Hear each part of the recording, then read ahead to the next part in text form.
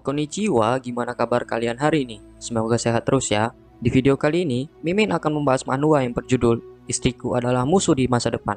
Yang dimana, di video kali ini Mimin akan membahas chapter 1 hingga chapter 3. Bagi yang baru mampir, jangan lupa klik tombol subscribe, like dan loncengnya agar channel ini dapat berkembang ke depannya. Mohon maaf jika ada kesalahan penyampaian kata di dalam video ini ataupun sebelumnya. Tanpa basa-basi lagi, langsung simak saja videonya.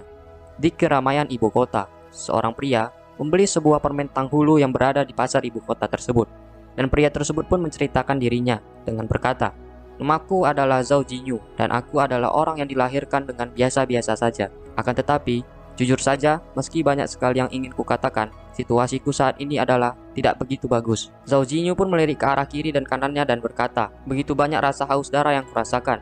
Bahkan di sini juga begitu." Tampak dua orang yang sedang mengawasi Zhao Jinyu. Kedua orang tersebut mendekati Zhao Jinyu sambil berkata, "Ini adalah Flying Immortal of the Heaven Piercing Blast of Main, dan tidak ada seorang pun yang bisa menghindarinya. Ini Overming Mountain and Seas, dan tidak ada orang yang bisa menembusnya. Jadi, matilah kau."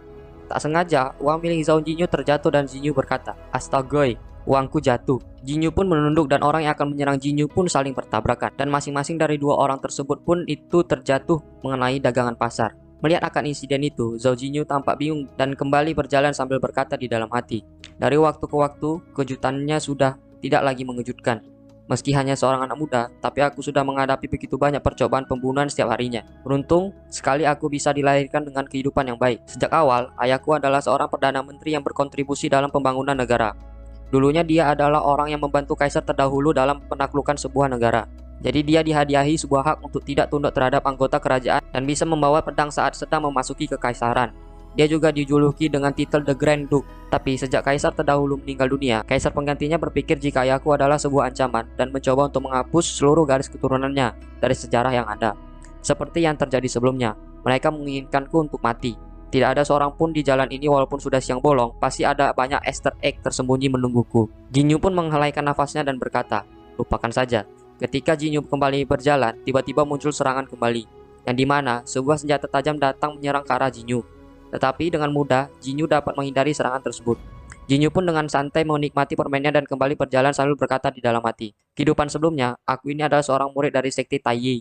Meskipun telah dilahirkan kembali sebagai seorang anak biasa saja sekarang, menangani musuh tingkat ini masih mudah. Sayangnya, jika aku berurusan dengan mereka secara langsung, itu akan mengekspos kekuatan sejatiku dan mengakibatkan percobaan pembunuhan yang lebih kuat. Itu sebabnya aku hanya bisa berpura-pura semua ini sebagai sebuah kecelakaan semata." Jinyu pun tampak berpikir dan berkata di dalam hati, "Tetapi aku tidak bisa terus seperti ini. Apa mungkin aku harus pergi ke pegunungan dan berlatih keras seperti di kehidupanku yang sebelumnya? Apakah tidak ada jalan pintas lain di luar sana? Aku tahu, karena kaisar begitu takut keluarga kami akan menjadi ancaman baginya, maka aku hanya perlu membuktikan bahwa aku tidak berguna." Jinyu pun menggunakan jari jempolnya dan berkata dengan semangat, "Baik, aku telah memutuskan.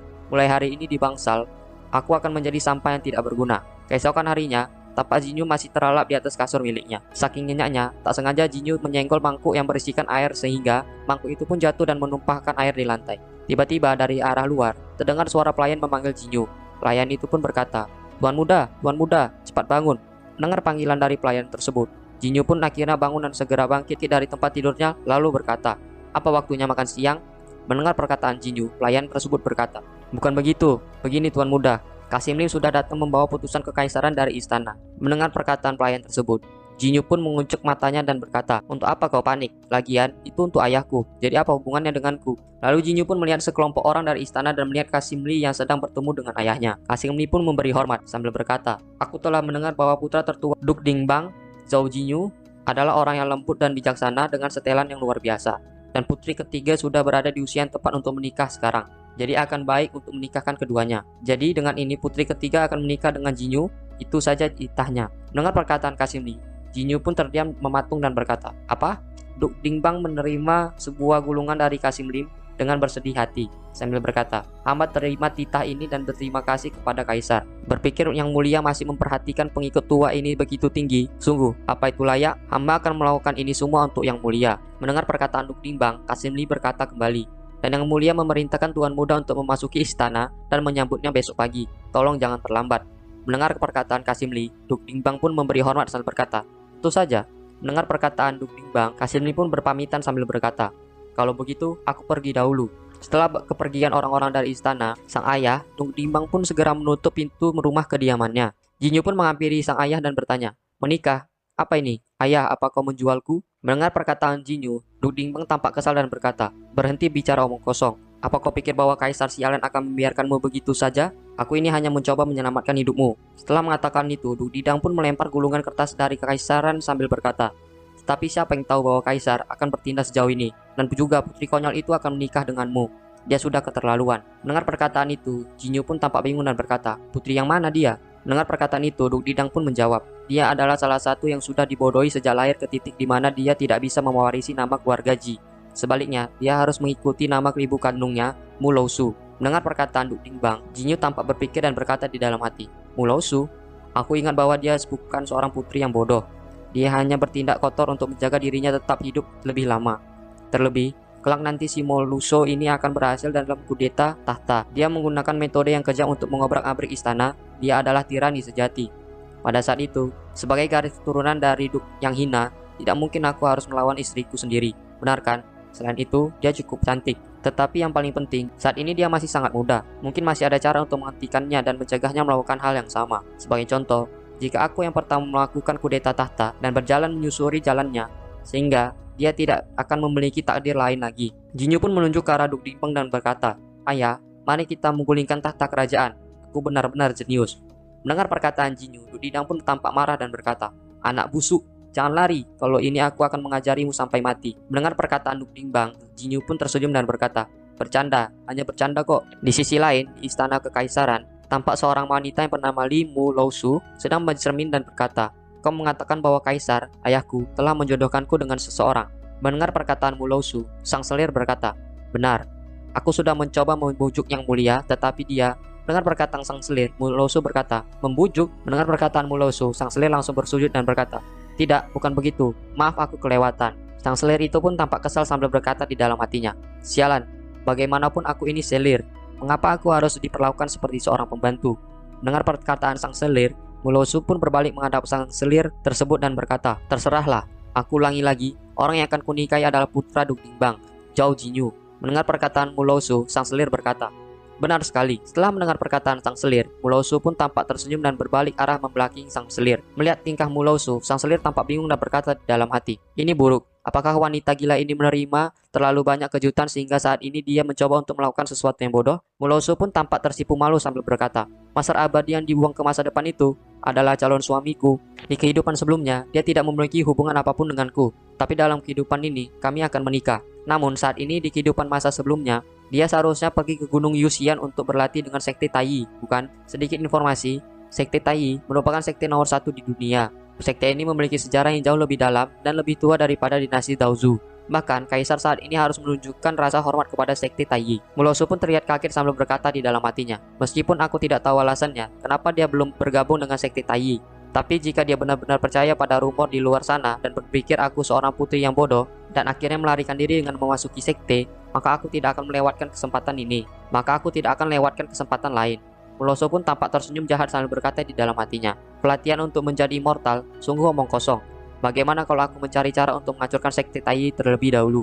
Melihat Mu Laosu yang terlihat begitu menakutkan, sang selir pun tampak khawatir dan berkata di dalam hati, "Sungguh mengerikan. Dia pasti memikirkan hal yang menakutkan lagi.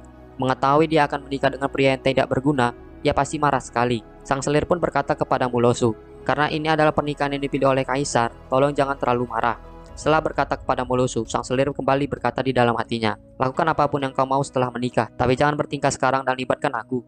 Mendengar perkataan sang selir, Mu Laosu pun menghadap ke arah selir tersebut dan berkata, "Marah? Siapa yang marah? Bagaimanapun juga, aku akan bertemu Zhao Jinyu besok. Atur pertemuannya." Sang selir berkata, "Menurut aturan istana, kalian berdua tidak bisa bertemu sebelum pernikahan." Mendengar perkataan sang selir, Mu Laosu berkata, "Apa kau mengatakan bahwa apa yang aku minta tidak masuk akal?" Mendengar perkataan Mu Laosu, sang selir pun tertunduk dan berkata, "Bukan begitu, sangat masuk akal." Mendengar perkataan sang selir, Mu Laosu pun berjalan melewati selir tersebut dan berkata, "Bagus."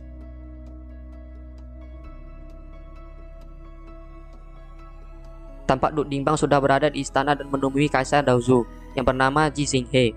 Lalu Dung Dingbang pun memberi hormat sambil berkata, "Bawahan ini memberi salam kepada yang mulia." Mendengar perkataan Dung Dingbang, Ji Xinghe pun berkata, "Paman, kau di sini. Ayo cepat carikan dia tempat duduk." Mendengar perkataan Ji Xinghe, Dung Dingbang berkata, "Bawahan ini tidak berani. Duk Dingbang pun tampak kesal sambil berkata di dalam hati, kaisar sialan ini mencoba untuk menyusahkanku sejak awal. Mendengar perkataan Duk Dingbang, Jing Sihe pun memegang sebuah tulisan dan berkata, mendiang kaisar dan Greg Duk Dingbang adalah saudara dari nama keluarga yang berbeda. Menurut senioritas, raja ini masih memanggilmu paman. Lihat, memorial ini semua ditulis oleh pamanku. Mendengar perkataan Jing Sihe, Duk Dingbang pun tampak terkejut dan berkata, melihat ekspresi terkejut Duk Dingbang, Jing Sihe pun segera merobek tulisan itu dan berkata, tapi aku telah melenyapkannya untukmu. Mendengar perkataan Jing Sihe, Duk Dingbang pun berkata, terima kasih yang mulia. Duk Dingbang pun terlihat tampak kesal sambil berkata di dalam hatinya, si kaisar ini, meskipun dia yang membuat menteri lain menyusahkanku dan memperbesar kesalahanku. Lalu Jing Sihe bertanya kepada Duk Dingbang, di mana putramu? Mendengar pertanyaan Jing Sihe, Duk Dingbang pun tersenyum dan berkata, sebagai jawaban untuk yang mulia, anak saya yang nakal itu bertengkar dengan saya tadi malam. Dalam kemarahan, ia melarikan diri dari rumah. Tiba-tiba, sang pelayan istana itu pun berkata, putra Grand Duk Dingbang telah tiba.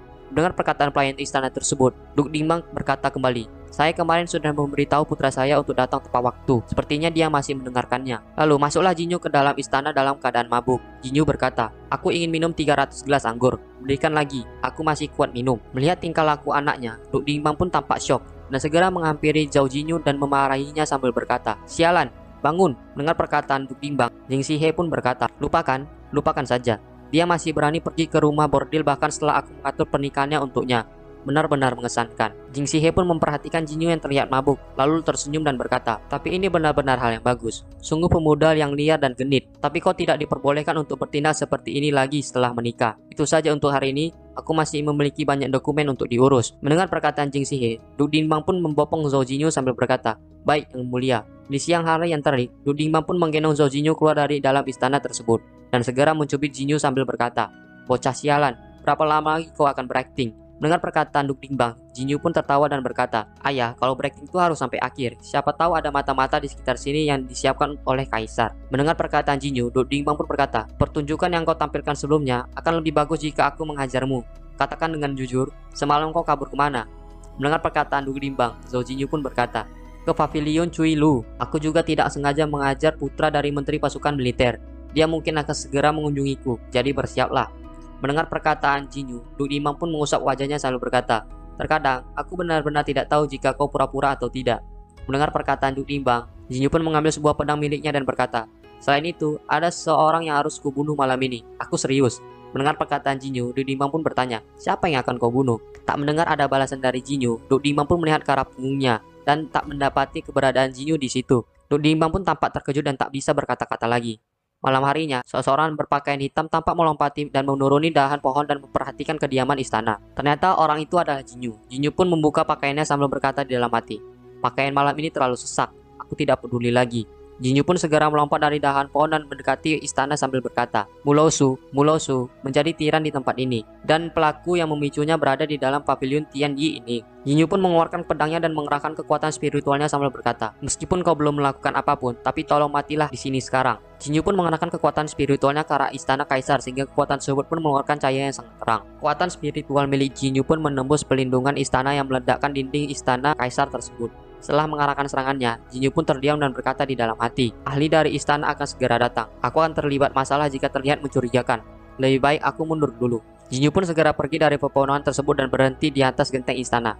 Melihat ledakan yang baru saja ia lakukan dan berkata, masih ada nafas yang tersisa. Seperti yang diharapkan dari Master Tian Yazi. Aku masih tidak percaya aku tidak bisa menyelesaikannya dalam satu gerakan. Tapi ledakan ini cukup membuatnya berbaring selama 1 bulan.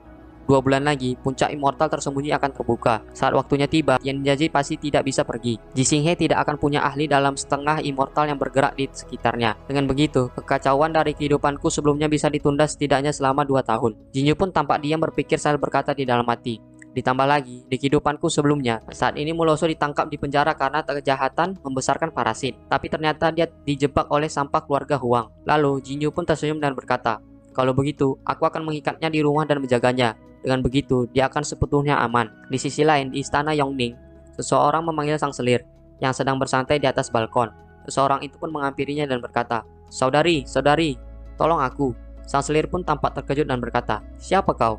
Mendengar perkataan sang selir, seseorang itu pun berkata, "Aku saudaramu, Huang Xingsheng." Zhao Jinyu itu sangat tidak masuk akal. Dia hampir membunuhku. Setelah berkata kepada sang selir, Huang Xingsheng pun mengingat perkataan Zhao Jinyu yang berkata, "Jika kau tidak menjelaskannya, aku akan mengajarmu sampai titik di mana ibumu tidak akan bisa mengenalimu." Mendengar perkataan Jinyu, Huang Xingsheng pun berlutut sambil berkata, "Aku sudah mengatakan semuanya." Melihat wajah Huang Xingsheng yang telah babak belur, sang selir berkata di dalam hati, "Aku kira ini adalah kepala babi yang muncul entah berantah." Aku benar-benar terkejut. Setelah mendengar perkataan Huang Xingsheng, sang selir berkata, "Playboy itu memang mendominasi, tapi dia tidak akan memukuli orang tanpa alasan. Beritahu aku semuanya." Mendengar perkataan sang selir, Huang Xingsheng berkata, "Aku hanya membicarakan acara besar di rumah bordil dan dia tidak sengaja mendengarnya." Mendengar perkataan Huang Xingsheng, sang selir pun terkejut sambil berkata, "Apa kau bilang?" Lalu, Huang Xingsheng mengeluarkan sesuatu dari dalam tas miliknya sambil berkata, "Saudari, aku ingin menunjukkan sesuatu. Lihatlah, apa menurutmu tentang benda ini?"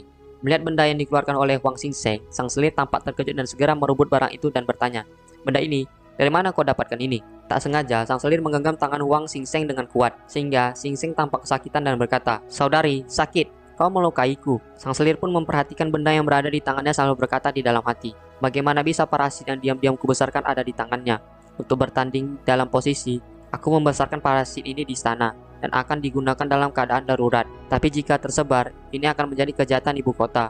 Rahasia ini juga diketahui oleh rubah kecil Mulosu. Itulah kenapa aku membiarkannya memerintahku. Jika hal ini entah bagaimana diketahui oleh kaisar, aku pasti akan mati." Mendengar perkataan sang selir, Xingsheng pun berkata, "Saudari, ini ditemukan di gudangmu." Mendengar perkataan Huang Xingsheng, sang selir berkata, "Kau, omong kosong apa yang kau bicarakan?" Mendengar perkataan sang selir, Huang Xingsheng berkata kembali, "Maksudku adalah kau benar-benar sudah ditipu oleh Moluso. Dia tidak bodoh, sudah jelas dia sembunyi di istana untuk membesarkan parasit ini." Mendengar perkataan Huang Xingsheng, selir itu pun mengambil tangan Huang Xingsheng dan bertanya, "Apa kau pikir ini milik putri ketiga?" Mendengar pertanyaan sang selir, Huang Xingsheng berjawab, "Bukankah sudah pasti, terlepas dari rambut putih ibunya, siapa yang tahu seni jahat asing ini? Siapa lagi di istana ini kalau bukan dia?" Mendengar jawaban itu, sang selir pun hanya terdiam saja. Lalu Xingsheng berkata kembali dengan perasaan frustasi, "Tapi saat aku membahasnya dengan beberapa teman di rumah bordil, mengenai bagaimana cara membesarkan parasit untuk menaruh Mulosu dan Zhao Jinyu di dalam satu panci." Mendengar perkataan Huang Xingsheng, sang selir pun berpikir dan berkata di dalam hati, "Benar, jika dia ingin menjebak Mulosu, masih ada kesempatan sukses. Tapi rubah sekecil ini sangat mengerikan. Aku takut jika dia akan menyeretku juga." Lalu sang selir pun berkata kepada Huang Xingsheng, "Ini adalah masalah yang sangat penting. Aku akan membuat keputusan, jadi lupakan." Tiba-tiba terdengar suara pria parubaya berkata, "Yurong, kau harus melakukannya." Mendengar perkataan pria parubaya tersebut, Yurong bertanya, "Ayah, kenapa kamu di sini?" Mendengar pertanyaan Yurong, sang ayah berkata, "Aku sudah mendengar semuanya. Keluarga Huang didukung oleh kaisar untuk mengekang keluarga Zhao. Sekarang kita sudah mempunyai keuntungan. Kenapa tidak menggunakannya?" Mendengar perkataan sang ayah, Yurong terlihat khawatir dan berkata, "Ayah, apa ini benar-benar bisa menjatuhkan keluarga Zhao? Jika kita melakukannya, aku takut." Mendengar perkataan Yurong, sang ayah berkata kembali, "Kita tidak bisa menjatuhkan keluarga Zhao yang mempunyai akar dalam, tapi kita harus membuktikan kepada kaisar jika kita berguna. Sebaliknya, apa kau benar-benar berpikir kalau kecurigaan yang mulia hanya tertuju pada keluarga Zhao?" Sang ayah pun mendekati Yurong dan berisik, "Parasit ini milikmu, benar kan? Tidak apa, hitam juga bisa menjadi putih." Mendengar perkataan sang ayah, Yurong tampak gugup dan berkata, "Ayah, apa yang kau bicarakan? Aku bersumpah ini bukan milikku. Jika tidak, langit akan jatuh." Tiba-tiba dari atas langit muncul sebuah kilatan cahaya yang besar menghampiri istana tersebut. Melihat insiden tersebut, Yurong dan sang ayah tampak terkejut. Para seisi istana berteriak panik dan berkata, "Gempa bumi!" Kemudian, sebuah aura hitam memasuki istana dan juga kamar milik Mulosu. Melihat aura hitam tersebut memasuki kamarnya, Mulosu pun berkata, "Ini bukan gempa bumi. Ini adalah aura pria kuat yang bertarung di dekat sini." Tidak, lebih baik 3 orang di istana yang bisa menyebabkan guncangan seperti itu. Siapa lagi yang bisa? Tekanannya sudah menghilang. Melihat aura hitam itu menghilang, Mulosu berkata, "Sudahlah, lagi pula ini tidak mempengaruhiku." Mulosu pun menuangkan teh ke arah cangkir di hadapannya sambil berkata di dalam hati, "Jika aku lihat, ini waktunya untuk Huang Xingsheng menjebakku. Di dalam kehidupan sebelumnya, berkat saudara Huang Yurong, aku yang sebelumnya seorang putri menjadi seorang tahanan." Mulosu pun mengeluarkan sebuah botol kecil yang berisi racun dan menuangkannya ke dalam teh tersebut sambil berkata, "Tapi, aku akan segera menikah. Karena itu, aku akan memberikan secangkir teh Yama ini dan mengirim dia ke jalan sendiri." Tiba-tiba dari arah luar kamar Mulosu terdengar suara kegaduhan. "Siapa kau? Kau tidak boleh di sini. Minggir dari jalanku. Di mana calon istriku?" Muncullah seorang Zhao Jinyu dan masuk ke dalam kamar Mulosu dengan menendang pintu kamar tersebut. Dan mereka berdua saling melihat satu sama lain.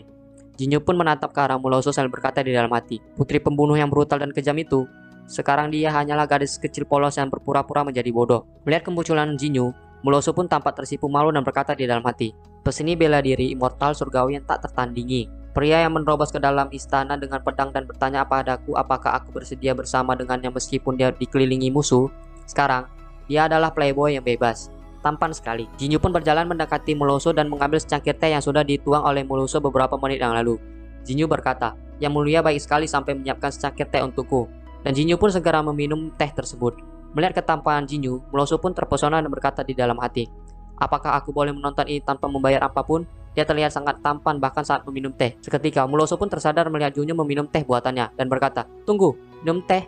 Tidak, tehnya sangat beracun." Di atas pegunungan yang tinggi, terlihat dua orang berada di atas tebing.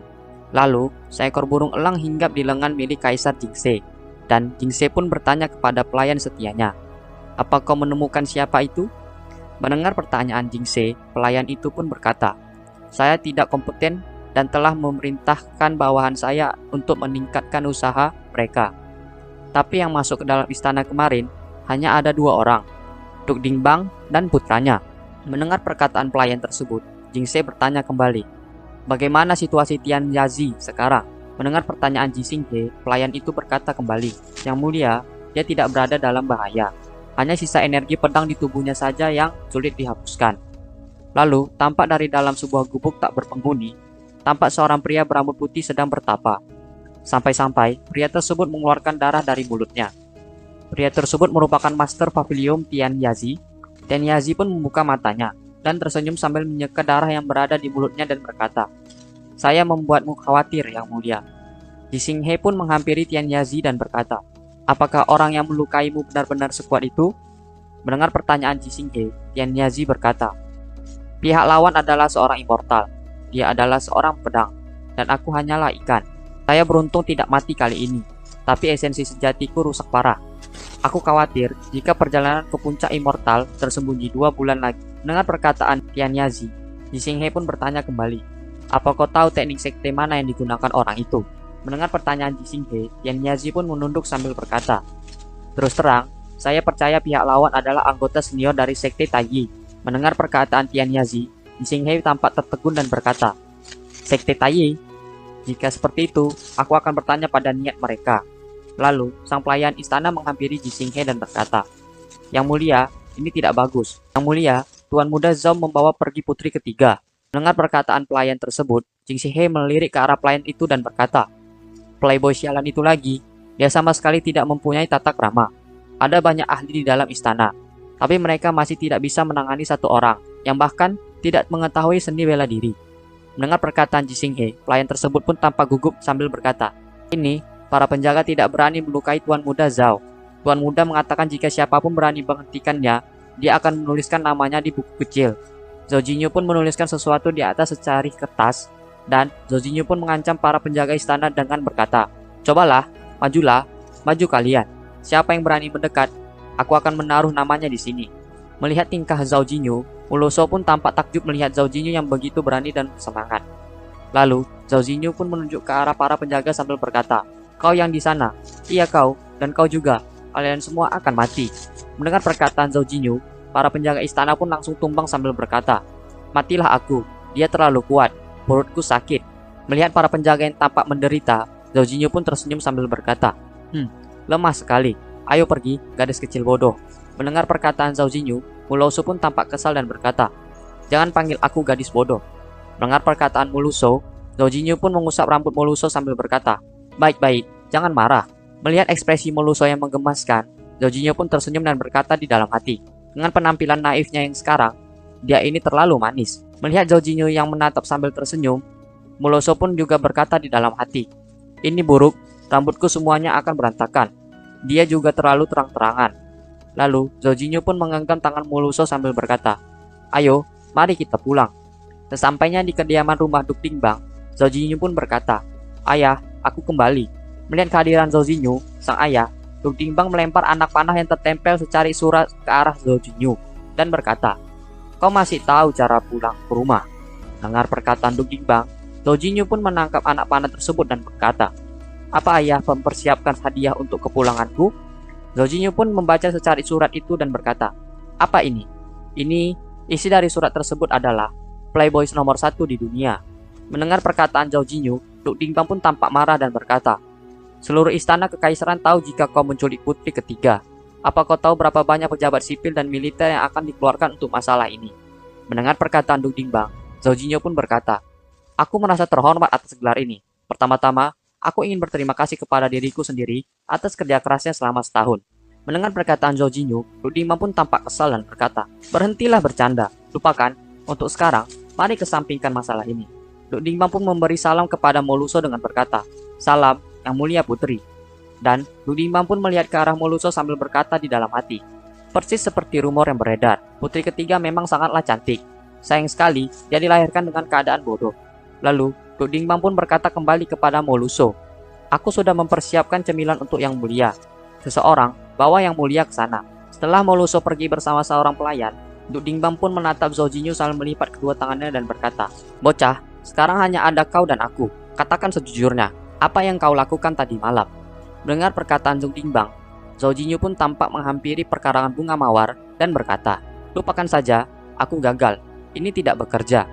Mendengar perkataan Zhao Jinyu, Duk Dingbang pun terkejut dan berkata, "Kau tidak bisa membunuhnya. Orang seperti apa yang bahkan tidak bisa kau bunuh?" Duk Dingbang pun menatap lekat-lekat Zhao Jinyu dan bercerita tentang masa lalunya Zhao Jinyu. "Bocah ini sangat ceroboh. Tapi aku tahu jika kemampuan seni bela dirinya sangatlah bagus. Bahkan aku tidak bisa melihat batasan kekuatannya.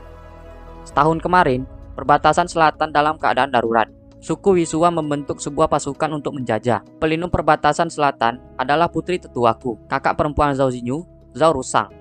Situasinya entah kenapa masih kritis. Tapi setelah Zhao Jinyu pergi ke sana, tidak butuh waktu lama untuk menyelesaikan tekanan di sana. Anak ini bahkan membawa kembali gigi makhluk buas paling kuat dari suku Wisua. Sejak saat itu, aku sadar jika kekuatannya lebih kuat daripada yang terlihat." Mendengar perkataan Duk Dingbang kepadanya, Zhao Jinyu pun berkata, "Ini hanya sedikit menyakitkan, jangan disebutkan itu lagi."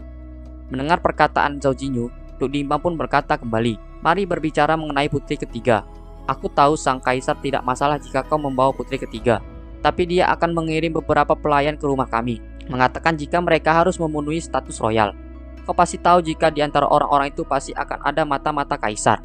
Mendengar perkataan Duk Dingbang, Zhao Jinyu pun melihat ke arah semak-semak dan berkata, "Pasti ada beberapa serangga yang masuk rumah kita ya. Aku tahu, aku akan mengurus masalah ini.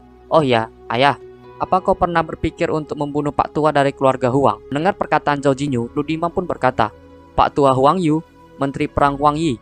Jika dia bisa dibunuh semudah itu, kau pikir aku akan membiarkannya berkeliaran begitu saja? Kau tidak sadar jika sekarang Putri Huang mulai dikenal. Di samping itu, mereka didukung oleh Yang Mulia." Mendengar perkataan Duk Dingbang, Zhao Jinyu pun memetik bunga mawar merah sambil berkata, "Bagaimana jika aku mendapatkan informasi kalau Huang Yurong membesarkan serangga parasit di istana?" Mendengar perkataan Zhao Jinyu, Duk Dingbang pun tampak terkejut dan berkata, "Membesarkan serangga parasit? Beraninya dia." Mendengar perkataan Duk Dingbang, Zhao Jinyu pun tersenyum dan berkata kembali, "Dia tidak hanya berani, dia juga ingin melibatkan Moluso lalu menjebak keluarga Zhao kita." Mendengar perkataan Zhao Jinyu, Duk Dingbang pun terlihat kesal dan berkata, "Pikiran apa itu? Putri ketiga adalah gadis bodoh dan tidak tahu apapun mengenai membesarkan parasit.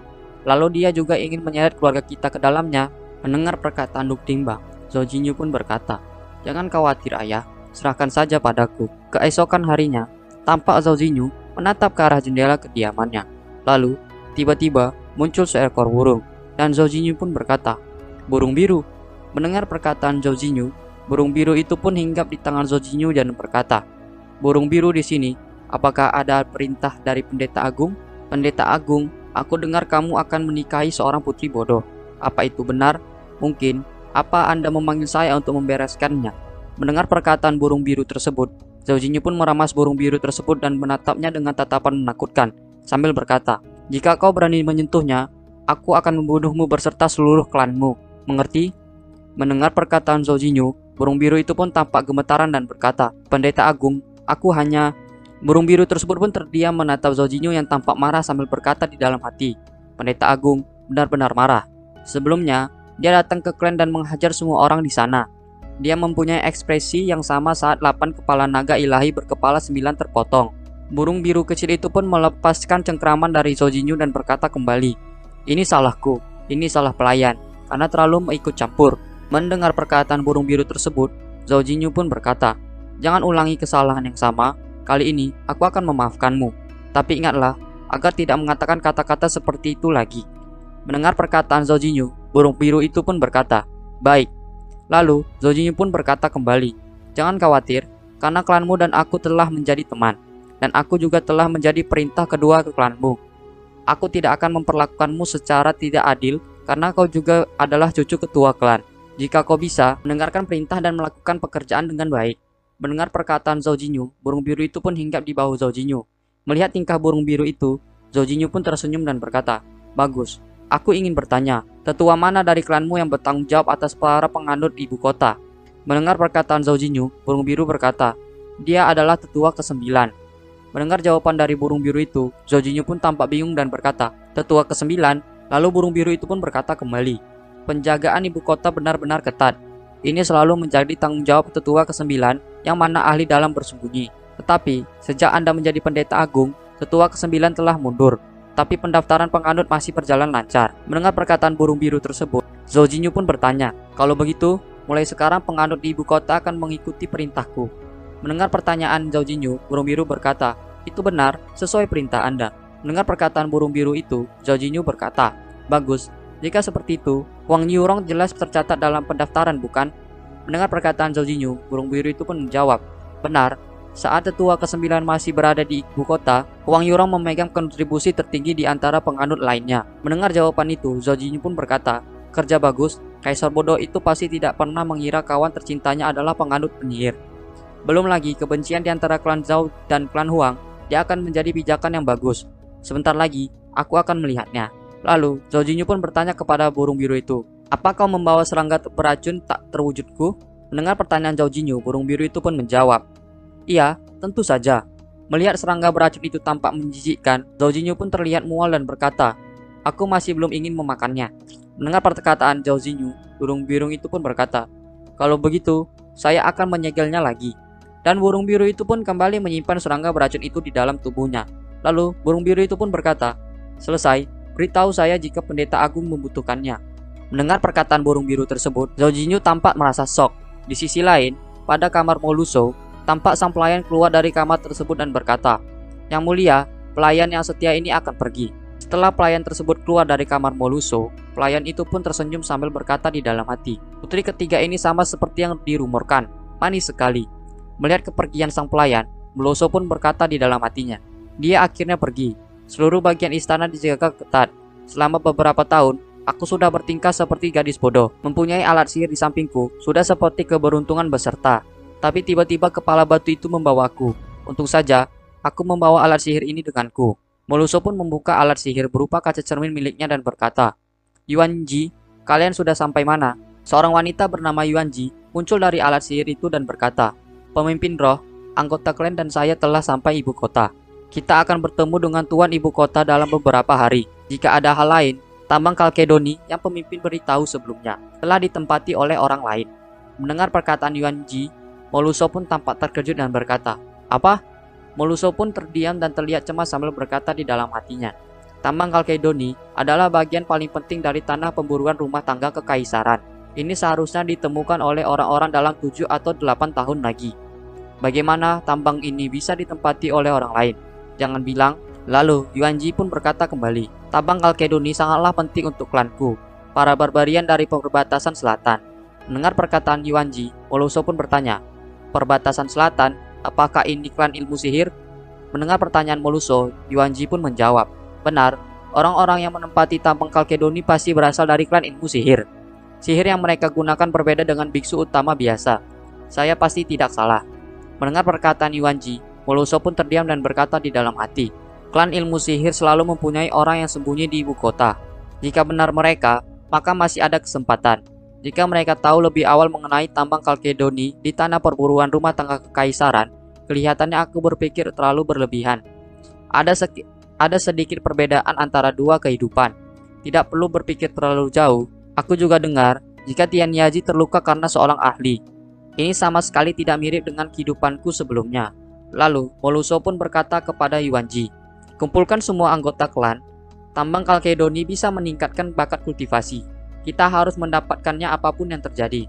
Tidak peduli siapapun yang mendukung mereka, tambang Kalkedoni, aku harus mendapatkannya.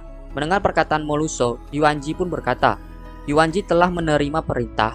Dengan bantuan pemimpin, kita pasti akan mendapatkan tambangnya. Mendengar perkataan Yuanji, Moluso pun berkata, aku tidak bisa ikut, kalian yang akan mengurusnya. Mendengar perkataan Moluso, Yuanji pun tampak bingung dan bertanya, kenapa? Mendengar pertanyaan Yuanji, Moluso pun berkata, tidak ada alasan khusus, hanya saja aku akan segera menikah. Aku tidak bisa pergi selama beberapa saat. Mendengar perkataan Moluso, Yuanji pun tersenyum dan berkata, jadi pemimpin akan segera menikah. Saya pikir. Lalu, Yuanji pun tampak tersadar dan berteriak.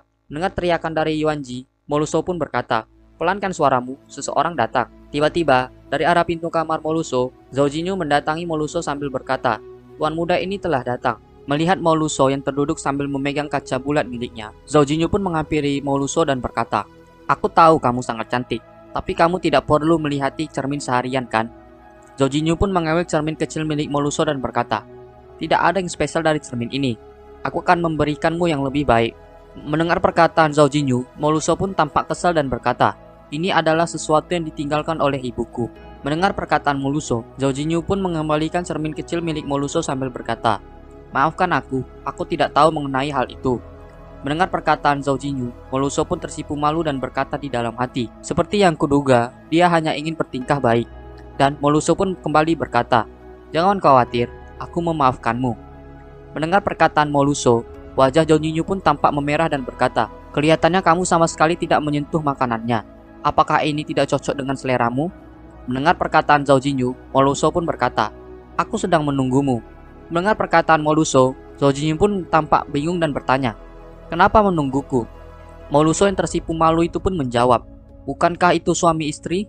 Itulah kenapa aku ingin memakannya bersamamu. Mendengar perkataan Moluso, Zhao Jinyu pun memegang dadanya dan berkata di dalam hati, sial, bagaimana aku bisa menahan keimutan ini? Lalu, Zhao Jinyu pun kembali berkata sambil memberikan sebuah bunga mawar kepada Moluso. Itu benar, malam ini akan ada festival Lentera. Kamu belum pernah meninggalkan istana, kan? Bagaimana jika kamu pergi bersama denganku? Mendengar perkataan Zhao Jinyu, Moluso pun terdiam dan berkata di dalam hati, dia mengajakku berkencan. Di sisi lain, sebuah ruangan pada istana, tampak seorang wanita sedang menulis di atas sebuah kertas. Wanita tersebut tampak terganggu dengan suara keramaian yang berada tak jauh dari istana. Wanita itu pun bertanya kepada pelayan istana, suara bising ini, apa terjadi sesuatu di luar sana? Mendengar perkataan wanita tersebut, sang pelayan pun berkata, kota sedang merayakan festival Lentera. Mendengar perkataan pelayan istana tersebut, wanita itu pun berjalan mendekati balkon istana dan berkata, festival Lentera? Mendengar perkataan wanita itu, pelayan tersebut pun berkata kembali, benar, setiap tahun pada tanggal 15 Agustus akan diadakan festival pertengahan musim gugur. Masyarakat pun mulai merayakan festival Lentera sebagai simbol dari reuni dan untuk merayakan panen musim gugur. Mendengar perkataan pelayan tersebut, wanita itu pun berkata, jadi begitu, ini akan sangat kacau karena ada terlalu banyak orang. Pasukan mata-mata pemberontak akan mengambil kesempatan untuk membunuhku. Mendengar perkataan wanita tersebut, pelayan istana berkata, ini, festival Lentera sangatlah penting. Semua masyarakat akan menantikan hari ini. Jika Anda tiba-tiba menghentikannya, saya memohon pada Yang Mulia untuk memikirkannya kembali. Mendengar perkataan pelayan istana tersebut, wanita itu pun menatap sang pelayan itu sambil berkata, penting. Lalu kenapa? Perasaan orang biasa tidak ada bandingannya dengan keselamatanku. Perintahkan seseorang untuk langsung membubarkan mereka. Mendengar perkataan wanita itu, pelayan istana pun tertunduk sambil berkata, pelayan ini harus mematuhi perintah Anda. Wanita tersebut pun kembali masuk ke dalam istana dan berkata di dalam hati, festival untuk merayakan reuni, konyol sekali. Setiap hal mengenai hal seperti itu tidak ada hubungannya denganku. Di tengah-tengah perayaan festival Lentera tersebut, tampak Moluso melihat lampu-lampu Lentera yang berterbangan di atas udara. Melihat lampu-lampu tersebut, Moluso berkata, cantik sekali. Jadi ini festival Lentera. Para preman kota yang melihat Moluso tampak berjalan sendirian, mereka pun berkata, hei, gadis rambut putih itu sepertinya dari klan asing. Jujur saja, aku mempunyai ide luar biasa. Kebetulan, aku juga.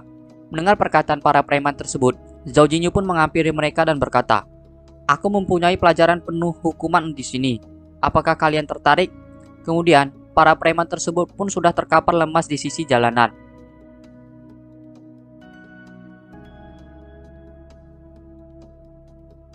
Si kecil bodoh, aku pergi sebentar untuk membeli sesuatu. Kenapa kamu tiba-tiba menghilang dari pandanganku? Moluso pun tampak senang dengan barang pemberian dari Zhao Jinyu dan berkata, "Oh, ini kincir angin." Mendengar perkataan Moluso, Zhao Jinyu pun tersenyum dan berkata kembali, "Apa kamu menyukainya? Ikuti aku, dan jangan berkeliaran. Masih banyak hal menyenangkan yang harus kita lakukan." Zhao Jinyu pun menghampiri toko-toko yang berada di festival tersebut. Dengan perasaan semangat, Zhao Jinyu berkata, "Karena kita sudah datang, kita harus menikmatinya. Ini tidak buruk, yang ini terlihat bagus. Sayang sekali, aku tidak membawa pelayan. Ini akan menghalangi performa tuan muda ini." Mendengar perkataan Zhao Jinyu, Moluso pun menghampiri Zhao Jinyu dan berkata, "Menghamburkan uang itu buruk." Mendengar perkataan Moluso, Zhao Jinyu pun mematung dan berkata, "Apa kita memerlukan uang untuk membeli sesuatu?" Zhao Jinyu pun tampak berpikir dan berkata di dalam hatinya, "Terakhir kali aku mengeluarkan uang untuk membeli sesuatu adalah saat kehidupanku sebelumnya." Zhao Jinyu pun kembali berkata sambil memberikan hasil belanjanya kepada Moluso, "Jangan khawatir, suamimu adalah sampah nomor 1 di ibu kota. Hati-hati saat membawa mereka." Lalu, Zhao Jinyu pun memakaikan topeng di kepala Moluso sambil berkata, "Putri yang telah lama tinggal di istana sudah bukan lagi seekor burung yang terjebak di istangkar. Lihatlah, apakah kamu menyukainya?" Mendengar perkataan Zhao Jinyu, Moluso pun terdiam dan berkata di dalam hati, "Aneh, perasaan ini aku tidak mengerti. Aku belum pernah merasakannya di kehidupanku sebelumnya. Sensasi hangat ini, aku menyukainya." Tiba-tiba, di tengah perjalanan, muncul sebuah kereta kuda yang berjalan dengan cepat. Sang kusir yang membawa kereta tersebut pun berkata, "Minggir, beri jalan, jangan halangi jalan." Zhao Jinyu pun melindungi Moluso dengan berkata, "Hati-hati," sehingga tak sengaja, barang bawaan Moluso terjatuh berserakan di tanah. Moluso pun melihat ke arah kereta kuda yang tampak menjauh sambil berkata di dalam hati, "Apakah keretanya rusak? Atau seseorang sekarat? Atau apakah seluruh keluarga mereka akan dieksekusi?" Melihat seorang wanita yang berada di kereta kuda itu, Zhao Jinyu pun berkata, "Terlihat cantik. Aku akan segera kembali." Zhao Jinyu pun segera pergi meninggalkan Moluso di tengah-tengah festival. Melihat kepergian Zhao Jinyu, Moluso pun tampak bingung dan berkata di dalam hati, "Apa dia baru saja meninggalkanku untuk menemukan wanita lain?" Moluso pun terdiam di tengah-tengah keramaian festival dengan pandangannya yang tertunduk. Tiba-tiba, dari arah belakang, Zhao Jinyu pun kembali dan berkata, "Aku cuman pergi sebentar. Kenapa kamu terlihat sangat murung?" Mendengar perkataan Zhao Jinyu, Moluso pun langsung menoleh ke asal suara dan Zhao Jinyu langsung memakaikan sebuah jubah berbulu putih kepada Moluso. Zhao Jinyu berkata, "Seperti yang kuduga, ini sangat cocok denganmu. Dengan ini, kamu tidak perlu khawatir orang lain mengetahui rambut putihmu, kan? Meskipun begitu, aku sangat menyukainya. Ayo, masih ada banyak tempat yang perlu kita kunjungi." Mendengar perkataan Zhao Jinyu, Moluso pun tampak tersenyum kembali dan berkata di dalam hati, "Ini milik orang yang baru saja lewat. Dia tidak mengabaikanku." Tiba-tiba, Moluso pun memeluk Zhao Jinyu sambil menyembunyikan wajahnya di dada milik Zhao Jinyu. Melihat tingkah Moluso, Zhao Jinyu pun tertawa dan berkata, "Apa yang terjadi? Apa kamu sangat tersentuh sampai tidak bisa mengatakan apapun?" Mendengar perkataan Zhao Jinyu, Moluso pun tiba-tiba mencubit pinggang Zhao Jinyu dan berkata, "Jubah ini pernah digunakan wanita lain." Mendengar perkataan Moluso, Zhao Jinyu pun tersenyum dan berkata, "Tapi aku hanya melakukannya untukmu." Mendengar perkataan Zhao Jinyu, Moluso pun memberikan ciuman ke arah pipi Zhao Jinyu, sehingga Zhao Jinyu tampak salah tingkah dan segera memborong jajanan toko untuk diberikan kepada Moluso. Melihat Zhao Jinyu yang memborong dagangannya, pemilik toko berkata, "Pelanggan, Anda belum membayar." Melihat tingkah Zhao Jinyu, Moluso pun tertawa geli dan berkata di dalam hati, "Aku berharap waktu berjalan lambat, karena semua ini tidak lagi ada hubungannya denganku." Kemudian, Zhao Jinyu dan Moluso pun pergi ke sebuah kafe sekedar untuk meminum teh dan mengobrol. Sesampai di kafe, mereka pun hanya terdiam mematung dan saling berkata di dalam hati, "Ngomong-ngomong, bukankah aku harus segera menemukan kesempatan untuk mengatakan yang sebenarnya kepada dia? Bagaimana jika dia berpikir kalau aku adalah sampah?" Begitu pula dengan Moluso, ia terdiam sambil berkata di dalam hati, "Bagaimana jika dia percaya kalau aku ini gadis yang bodoh dan memutuskan untuk mencampakkanku?" Tiba-tiba, Zhao Jinyu pun memulai percakapan dengan berkata, "Ada sesuatu yang ingin kukatakan. Sebenarnya," mendengar perkataan Zhao Jinyu, Moluso pun melihat ke arah Zhao Jinyu dan berkata di dalam hati, "Apa kamu sebenarnya berpura-pura menjadi sampah? Aku sudah tahu dari awal. Lihat saja dirimu, karena aku melihatmu sangat tulus ingin perkara jujur. Aku akan memaafkanmu." Lalu, lonceng yang berada di kalung Zhao Jinyu bergerak, menandakan burung biru akan menyampaikan sesuatu. Zhao Jinyu pun memegang kalung itu sambil berkata di dalam hati, "Burung biru, sialan, kenapa dia mencariku di saat-saat seperti ini?" Zhao Jinyu pun berkata kepada Moluso, "Jadi aku perlu pergi ke toilet." Mendengar perkataan Zhao Jinyu, Moluso pun berkata di dalam hati, "Dasar pengecut, Jika kamu tidak ingin mengatakannya, maka aku yang akan melakukannya. Lalu Moluso pun juga berkata, tunggu sebentar, aku juga ingin mengatakan sesuatu padamu. Sebenarnya, mendengar perkataan Moluso, Jorginho pun melihat ke arah Moluso dan berkata di dalam hati, apa ini tentang dirimu yang berpura-pura bodoh? Selama ini aku sudah tahu. Tiba-tiba, benda sihir milik Moluso pun bergerak, sehingga Moluso pun tampak panik dan berkata di dalam hati, Yuanji, kenapa sekarang? Moluso pun berkata, aku juga perlu pergi ke toilet. Mendengar perkataan Moluso, Jorginho pun bangun dari duduknya dan berkata, kalau begitu, mari kita bertemu lagi nanti. Mendengar perkataan Jorginho, Moluso pun tersenyum dan berkata, oke. Lalu, Jorginho dan Moluso malah pergi ke arah luar pintu kafe dan mereka pun saling memandang satu sama lain. Moluso pun tersenyum dan berkata, ini benar-benar kebetulan. Mendengar perkataan Moluso, Jorginho pun bertanya, bukankah kamu ingin pergi ke toilet? Mendengar pertanyaan Jorginho, Moluso pun terdiam dan berkata, ibuku pernah memberitahuku sebelumnya, jika kita mempunyai kebudayaan, sebelum menikah, seorang wanita harus menjaga jarak dengan pengantin pria. Setelah mengatakan sesuatu kepada Jorginho, Moluso pun berkata di dalam hati, apa yang aku bicarakan? Dia pasti berpikir jika aku adalah orang aneh. Mendengar perkataan Moluso, Jorginho pun tampak bingung dan berkata di dalam hati, apa memang ada kebudayaan seperti ini? Tapi dia benar, kita harus menjaga jarak sebelum menikah. Lalu, Moluso pun bertanya kembali, ya, bagaimana denganmu? Kenapa kamu ada di sini? Mendengar pertanyaan Moluso, Jorginho pun tampak panik dan menjawab, ya, aku punya masalah, jika tidak mendengar musik sebelum pergi ke toilet, akan menyebabkan sembelit. Jadi, aku harus pergi ke rumah teh yang mempunyai rombongan sandiwara. Setelah mengatakan sesuatu kepada Moluso, Jorginho pun terdiam dan berkata di dalam hati, apa yang sebenarnya aku bicarakan? Mendengar perkataan Jorginho, Moluso pun tampak heran dan berkata di dalam hati, kelainan rumit apa itu? Dia baik-baik saja kan? Aku harus menemukan cara untuk membawanya ke Dr. Klan. Kemudian, Jorginho pun berkata, kalau begitu, nanti aku akan menemuimu. Mendengar perkataan Jorginho, Moluso pun tersenyum dan berkata, oke. Melihat Moluso pergi meninggalkannya, Jorginho pun berkata, jangan berkeliaran, hati-hati, dan jangan sampai tersesat. Kemudian, Jorginho pun melanjutkan perjalanannya sambil berkata, sial, situasi memalukan apa ini? Tiba-tiba, muncul burung biru yang menghampiri Jorginho dan berkata, Pendeta Agung, aku di sini. Mendengar perkataan burung biru tersebut, Jorginho berkata, pastikan kau mempunyai situasi darurat sampai membuatku harus datang kemari. Jika tidak, aku akan menenggelamkanmu ke dalam cairan di bawah kakimu. Mendengar perkataan Jorginho, burung biru pun tampak ketakutan dan berkata, memang ada masalah. Ada pergerakan dari orang-orang yang Anda perintahkan untuk saya awasi. Mendengar perkataan burung biru, Jorginho berkata, klan Huang. Mendengar perkataan Jorginho, burung biru pun berkata kembali, benar, sore ini Wang Yurong meninggalkan istana. Saat setelah dia kembali ke kediamannya, dia bekerja sama dengan ayahnya, Menteri Huang, di ruang belajar. Mendengar perkataan burung biru, Jorginho pun berkata, sepertinya klan Huang tidak sabar ingin menjebak Moluso. Siapkan serangga beracun tak berbentuk. Setelah festivalnya berakhir, aku akan pergi ke kediaman Huang. Di sisi lain, Moluso pun juga mencari tempat yang aman dan berkata, tidak ada siapapun di sini, seharusnya aman. Moluso pun langsung mengeluarkan barang sihirnya dan bertanya, ada masalah apa? Dengar pertanyaan Moluso, Yuanji tampak kesal dan berkata, pemimpin roh, apa Anda bertemu suatu bahaya? Kenapa bawaan ini tidak bisa menghubungimu? Mendengar perkataan Yuanji, Moluso pun melipat kedua tangannya dan berkata, apa setiap waktu aku harus melapor kepadamu? Dengar perkataan Moluso, Yuanji berkata, saya tidak berani. Pemimpin, saya sudah mencapai ibu kota. Pemimpin bisa memberikan perintah ke berikutnya. Mendengar perkataan Yuanji, Moluso pun tampak berpikir dan berkata di dalam hati, sepertinya dia sudah sampai. Lalu, Moluso pun kembali berkata, baiklah, dalam 2 hari, aku akan menemukan seseorang untuk membawamu ke kediaman Zhao. Berapa hari lagi sampai bala bantuan mencapai tempat itu? Mendengar perkataan Moluso, Yuanji berkata, untuk memastikan tidak ada yang salah, Jenderal Besar Yushi itu memutuskan untuk bekerja sama. Dan itulah kenapa ini hanya memerlukan beberapa hari lagi. Mendengar perkataan Yuanji, Moluso pun tersenyum sambil berkata, jadi Yushi datang juga. Yushi dan aku berada di alam dan di antara para ahli di klan. Aku senang dia bisa hadir kali ini. Saat waktunya tiba, Tambang Kalkedoni akan menjadi milikku. Sesuatu bisa salah jika aku menundanya. Mendengar perkataan Moluso, Yuanji berkata, baik pemimpin. Kemudian, Moluso dan Jorginho pun bertemu kembali. Mereka terlihat bergandengan tangan, menyusuri keramaian festival lentera tersebut. Lalu, Jorginho pun tiba-tiba berkata, waktu berjalan cepat. Mendengar pertanyaan Jorginho, Moluso bertanya, apa ini sudah waktunya kembali? Mendengar pertanyaan Moluso, Jorginho menjawab, iya, dan juga tugas protokol dari istana akan datang besok. Mendengar perkataan Jorginho, Moluso berkata, tugas protokol, aku membencinya. Kita akan datang lagi di festival berikutnya. Bagaimana? Mendengar perkataan Moluso, Jorginho berkata, tentu saja. Moluso pun tersenyum dan berkata, warga negara Zhao tidak akan menipu warga negara Zhao lainnya kan? Mendengar perkataan Moluso, Jorginho pun tersenyum dan berkata, Jorginho tidak akan berbohong pada Moluso.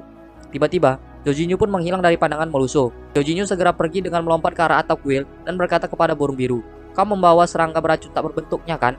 Mendengar perkataan Jorginho, burung biru berkata, tentu saja, Pendeta Agung. Di kediaman istana, tampak Huang Yurong sedang berjalan bersama dengan pelayan istana.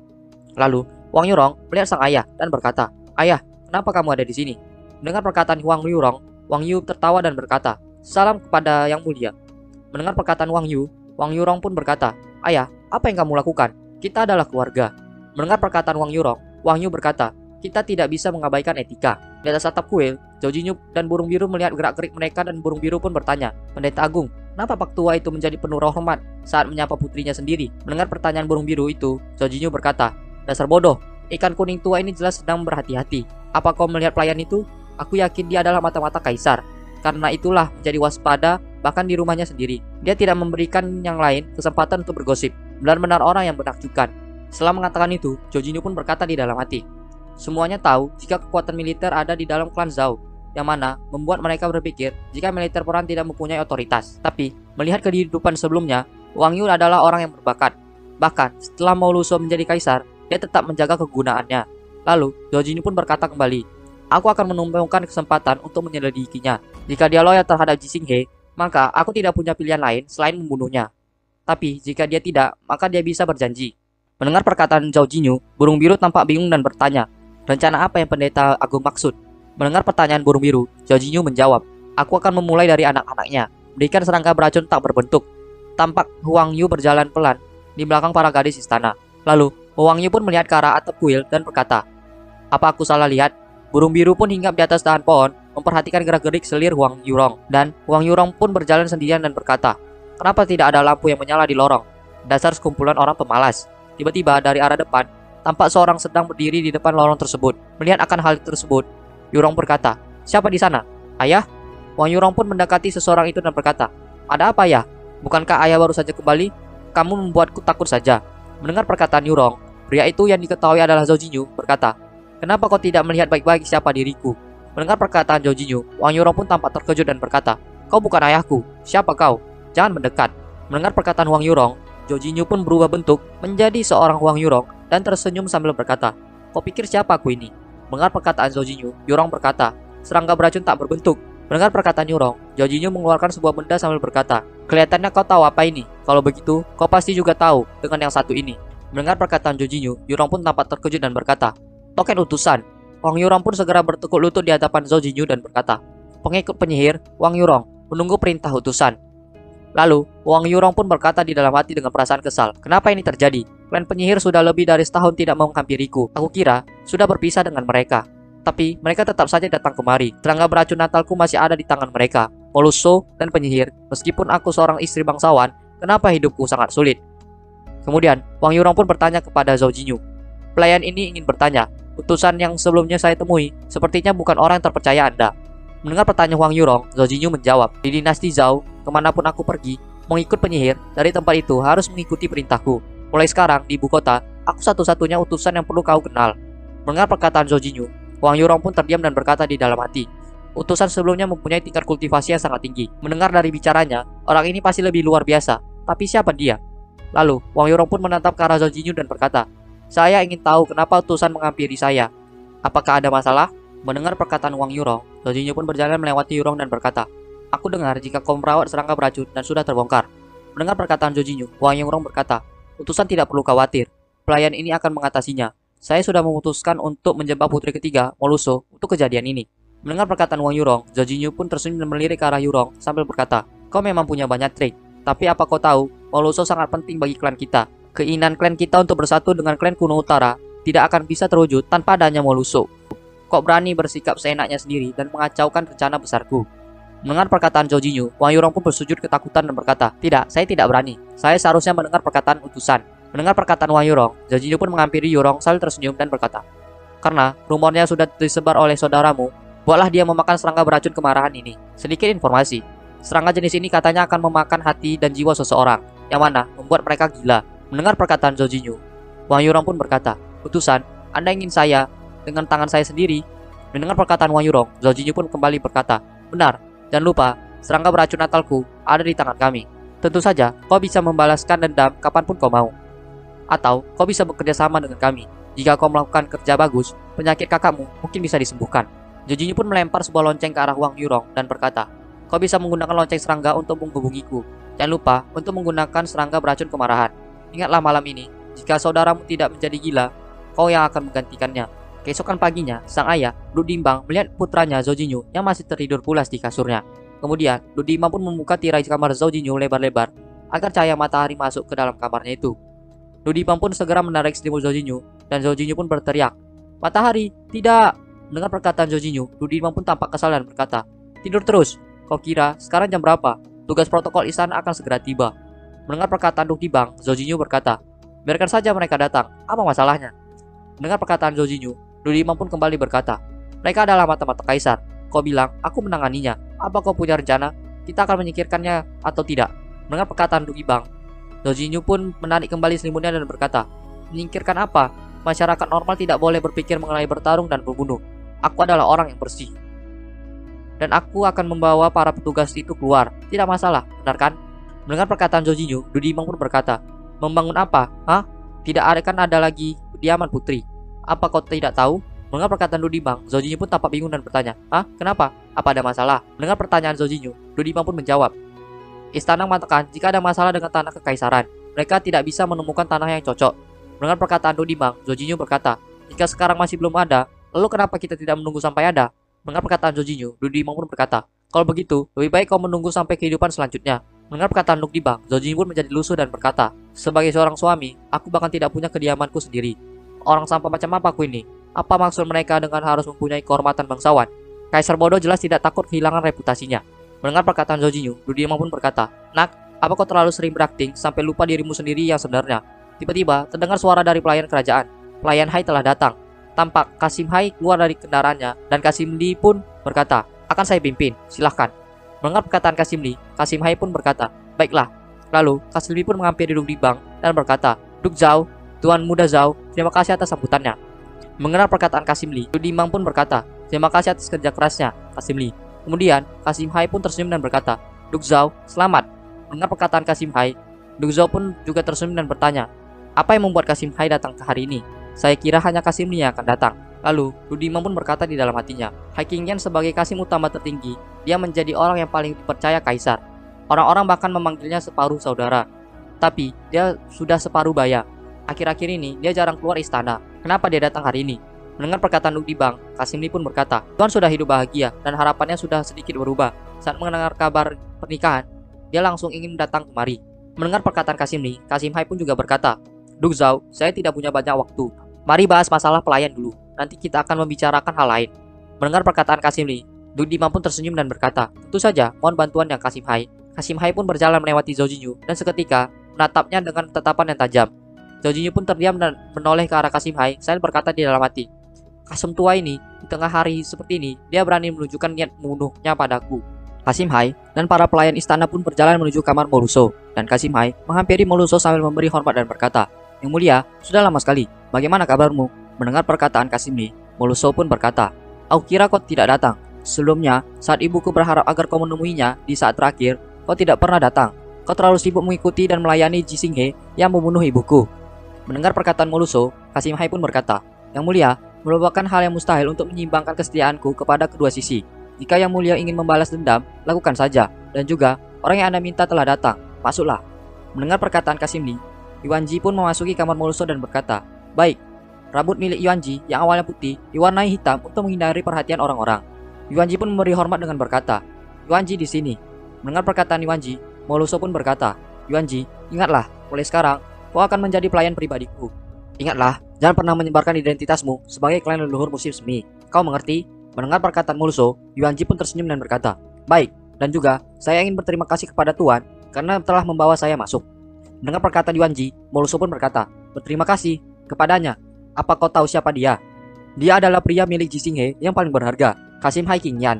Mendengar perkataan Moluso, Yuan Ji pun terlihat kesal dan berkata, "Apa? Kau adalah Hai Qingyan? Kau masih berani menampakkan wajahmu di sini? Sebelumnya kau mempunyai kesempatan untuk menyelamatkan pemimpin roh. Dasar pengkhianat." Mendengar perkataan Yuan Ji, Kasim Hai pun berkata, "Aku tidak akan memberi satupun alasan untuk yang terjadi sebelumnya."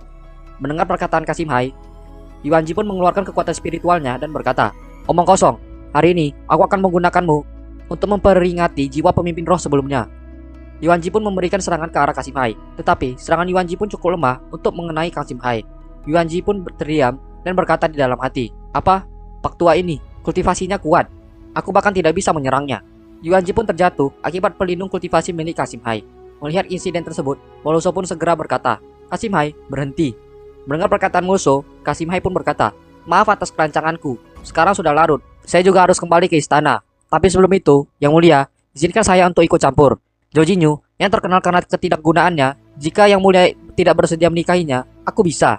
Mendengar perkataan Kasim Hai, Moluso pun menatap tajam ke arahnya dan berkata, "Aku tidak akan meragukan perkataanmu.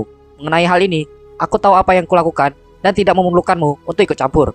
Mendengar perkataan Moluso, Kasim Hai pun terkejut dan berkata di dalam hati, "Yang Mulia, jangan bilang kau serius mengenai ini." Lalu Kasim Hai pun berkata, "Saya hanya..." Mendengar perkataan Kasim Hai, Moluso pun berkata kembali, "Sudah kubilang kau tidak perlu khawatir. Pergilah ke tempatmu berasal."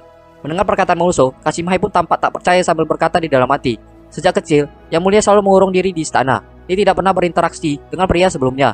Dan bilang jika dia telah ditipu oleh Zhou Jinyu. Setelah memikirkan itu, Kasim Hai pun berkata, "Baik." Kemudian, setelah Kasim Hai pergi dari ruangan tersebut, Yuanji pun berkata, "Pemimpin roh, apa kita akan membiarkannya pergi begitu saja?"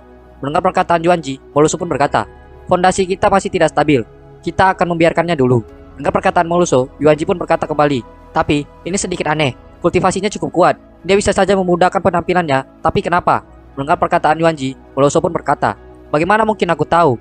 Kemudian, Moluso pun membaca sebuah surat dari Kasim Li yang berada di atas meja. Isi surat tersebut berisi, "Yang Mulia, sudah lama sekali. Aku sangat bahagia saat menerima surat rahasia dari Yang Mulia. Aku selalu berpikir jika akan bertemu lagi. Tapi, karena Yang Mulia minta bantuanku, aku harus melakukan yang terbaik untuk menyelesaikannya. Semakin lama aku hidup, semakin aku menyesali perbuatanku. Semenjak saat itu, aku selalu malu dan menyesal. Jika aku berhenti dalam menjaga penampilan mudaku, agar hati pengejutku setara dengan penampilan jelekku, aku membiarkanmu mengetahui ini. Bukan karena hal lain, tapi hanya berharap agar saat aku bertemu Yang Mulia tidak muak terhadapku. Kedepannya, jika kamu memerlukan bantuan, aku akan melakukan yang terbaik. Dari Hai Qingyan." Moluso pun membawa Yuanji ke kamarnya dan berkata, "Kau akan tidur di kamar samping. Mulai sekarang, kau harus selalu di sisiku. Dan kau tidak perlu sopan saat tidak ada siapapun." Mengenai perkataan Moluso, Yuanji pun terlihat bahagia dan berkata, "Baik, tempat ini sangat dekat sampai aku berpikir jika tinggal di bangunan yang sama dengan pemimpin roh." Lalu, Yuanji pun berkata dengan nada seriusnya kepada Moluso, "Ada kemajuan mengenai masalah yang sedang kuinvestigasi. Berdasarkan informan, putra kedua klan Huang karena suatu alasan telah menjadi gila kemarin malam." Mendengar perkataan Yuanji, Moluso pun terkejut dan berkata, "Gila?" Mendengar perkataan Moluso, Yuanji pun berkata kembali, "Benar, dan ada kemungkinan seseorang meracuninya." Mendengar perkataan Yuanji, Moluso pun terdiam dan berkata di dalam hati, "Karena kemarin aku tidak bisa meracuninya, aku jadi menaikkan kewaspadaanku. Tapi jika seperti ini, masalahnya dianggap terselesaikan." Lalu, Yuanji pun berkata kembali dengan matanya yang berbinar-binar, "Oh ya, aku pernah melihat tuan muda dari jauh, pria yang sangat tampan. Pemimpin roh benar-benar beruntung." Mendengar perkataan Yuanji, Moluso pun tampak tersipu malu dan berkata, "Yah, aku pikir begitu. Ini bukan apa-apa, dan menikah adalah hal yang merepotkan." Mendengar perkataan Moluso, Yuanji berkata, "Tapi, ada yang tidak dimengerti bawahan ini. Tuan muda sangatlah bagus, tapi kenapa membiarkan wanita lain mencobanya dulu sebelum menikah? Apakah itu berarti hal itu?" Lalu, di sisi lain, di tempat Zhou Jinyu berada. Setelah Kasim Li memandang sinis ke arahnya tadi, Zhou Jinyu pun tampak mondar-mandir sambil berkata, "Apa masalah Kasim tua itu? Kenapa dia menunjukkan niat membunuh di saat kita baru bertemu? Dia bahkan membawa seseorang dari kediaman Moluso. Dia tidak dalam bahaya kan? Apa yang harus aku lakukan?" "Tunggu sebentar. Saat ini, aku bermain peran sebagai sampah tidak berguna. Kenapa aku peduli dengan etika dan peraturan bodoh? Benar, lewati saja." Zhou Jinyu pun segera mendatangi para inspektur yang menjaga perkarangan rumahnya. Melihat Zhou Jinyu muncul, salah satu inspektur itu pun berkata, "Bisakah kamu tahu untuk apa Tuan Muda Zhao kemari?" Mendengar perkataan inspektur tersebut, Zhou Jinyu pun berkata di dalam hati, "Mereka sudah menungguku, tapi ini adalah rumahku." Lalu, Zhou Jinyu pun berkata, "Cuacanya cerah, jadi aku ingin mengajaknya berkeliling dan mengagumi bunga." Mendengar perkataan Zhou Jinyu, inspektur tersebut pun berkata, "Maafkan saya, untuk sekarang, area ini dilarang untuk dimasuki. Sebelum pernikahan Anda, Tuan Muda dilarang bertemu dengan putri ketiga. Apa Tuan Muda Zhao tidak mengetahuinya? Jika Tuan Muda kemari untuk mengagumi bunga, kenapa tidak pergi ke tempat yang ada banyak bunga sendiri?" Mendengar perkataan inspektur tersebut, Zhou Jinyu pun tampak khawatir dan berkata di dalam hati, "Sekarang apa? Paksa masuk. Tapi jika aku menggunakan kekuatan spiritualku, aku akan membeberkan kemampuanku dalam berkultivasi." Lalu, Zhou Jinyu pun terlihat kesal dan berkata, "Kalian yang memaksaku melakukan ini. Apa kalian pernah mendengar mengenai seni pemurnian tubuh? Menusuk dari belakang?" Mendengar perkataan Zhou Jinyu, inspektur itu pun tampak terkejut dan berkata, "Tuan Muda Zhao." Zhou Jinyu pun melakukan aksi gilanya sambil berkata, "Membelah pantat, teknik spesial, kematian ribuan tahun." Zhou Jinyu pun menyerang inspektur tersebut dengan teknik pembelah pantat miliknya. Melihat akan hal itu, para inspektur yang lain pun tampak marah dan berkata, "Dasar tidak sopan, apa yang kau lakukan? Sialan, kami akan melindungi kesucian putri ketiga." Mendengar perkataan para inspektur tersebut, Zhou Jinyu pun kembali menyerang sambil berkata, "Kenapa kalian melindungi kesucian seorang wanita dari suaminya sendiri?" Sementara itu, Tapak Kasimhai dan Duk Zhao sedang mengobrol empat mata. Kasimhai pun memulai percakapan dengan berkata, "Aku akan menginap di kediaman Zhao untuk beberapa waktu. Karena itu, aku memerlukan izin dari Tuan Karna ini." Mendengar perkataan Kasimhai, Duk Zhao pun berkata, "Kenapa harus melakukannya? Kita semua adalah keluarga." Mendengar perkataan Duk Zhao, Kasimhai pun kembali berkata, "Hari kedua dari bulan kedua akan menguntungkan. Kenapa kita tidak mengadakan pernikahannya di hari itu? Bagaimana menurut Tuan?" Mendengar perkataan Kasimhai, Duk Zhao pun tersenyum dan berkata, "Jadi akan ada arti bulan dalam pernikahan. Aku tidak akan keberatan dan menyerahkan semuanya kepada keputusan yang mulia." Setelah berkata, Du Zizong pun berkata di dalam hatinya, "Memangnya aku bisa menentang keputusan Jisinghe? Sialan bodoh itu." Mendengar perkataan Duk Zhao, Kasimhai pun menepuk tangannya dan berkata, "Kalau begitu, sudah ditentukan. Ada satu lagi, Lian Er. PR, kemarilah.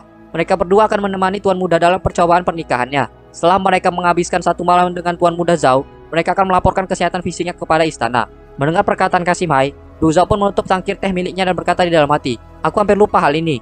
Merupakan hal bagus bagi Ye Xinghe karena masih peduli dengan reputasinya. Mengirimkan dua wanita cantik ini untuk mengetes putraku. Tapi, jika dia mengirimkan dua pelayan tua, aku takut putraku akan mengeluarkan kartunya lebih awal daripada yang diperkirakan. Dia pasti sudah mulai memberontak." Tiba-tiba dari arah luar, sang pelayan menghampiri Du Zhao dan berkata, "Tuan, sesuatu yang mengerikan telah terjadi. Tuan Muda, dia menyerang petugas inspektur."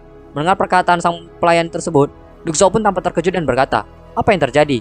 Mendengar perkataan Duk Zhao, pelayan itu pun berkata kembali, "Saya juga tidak tahu."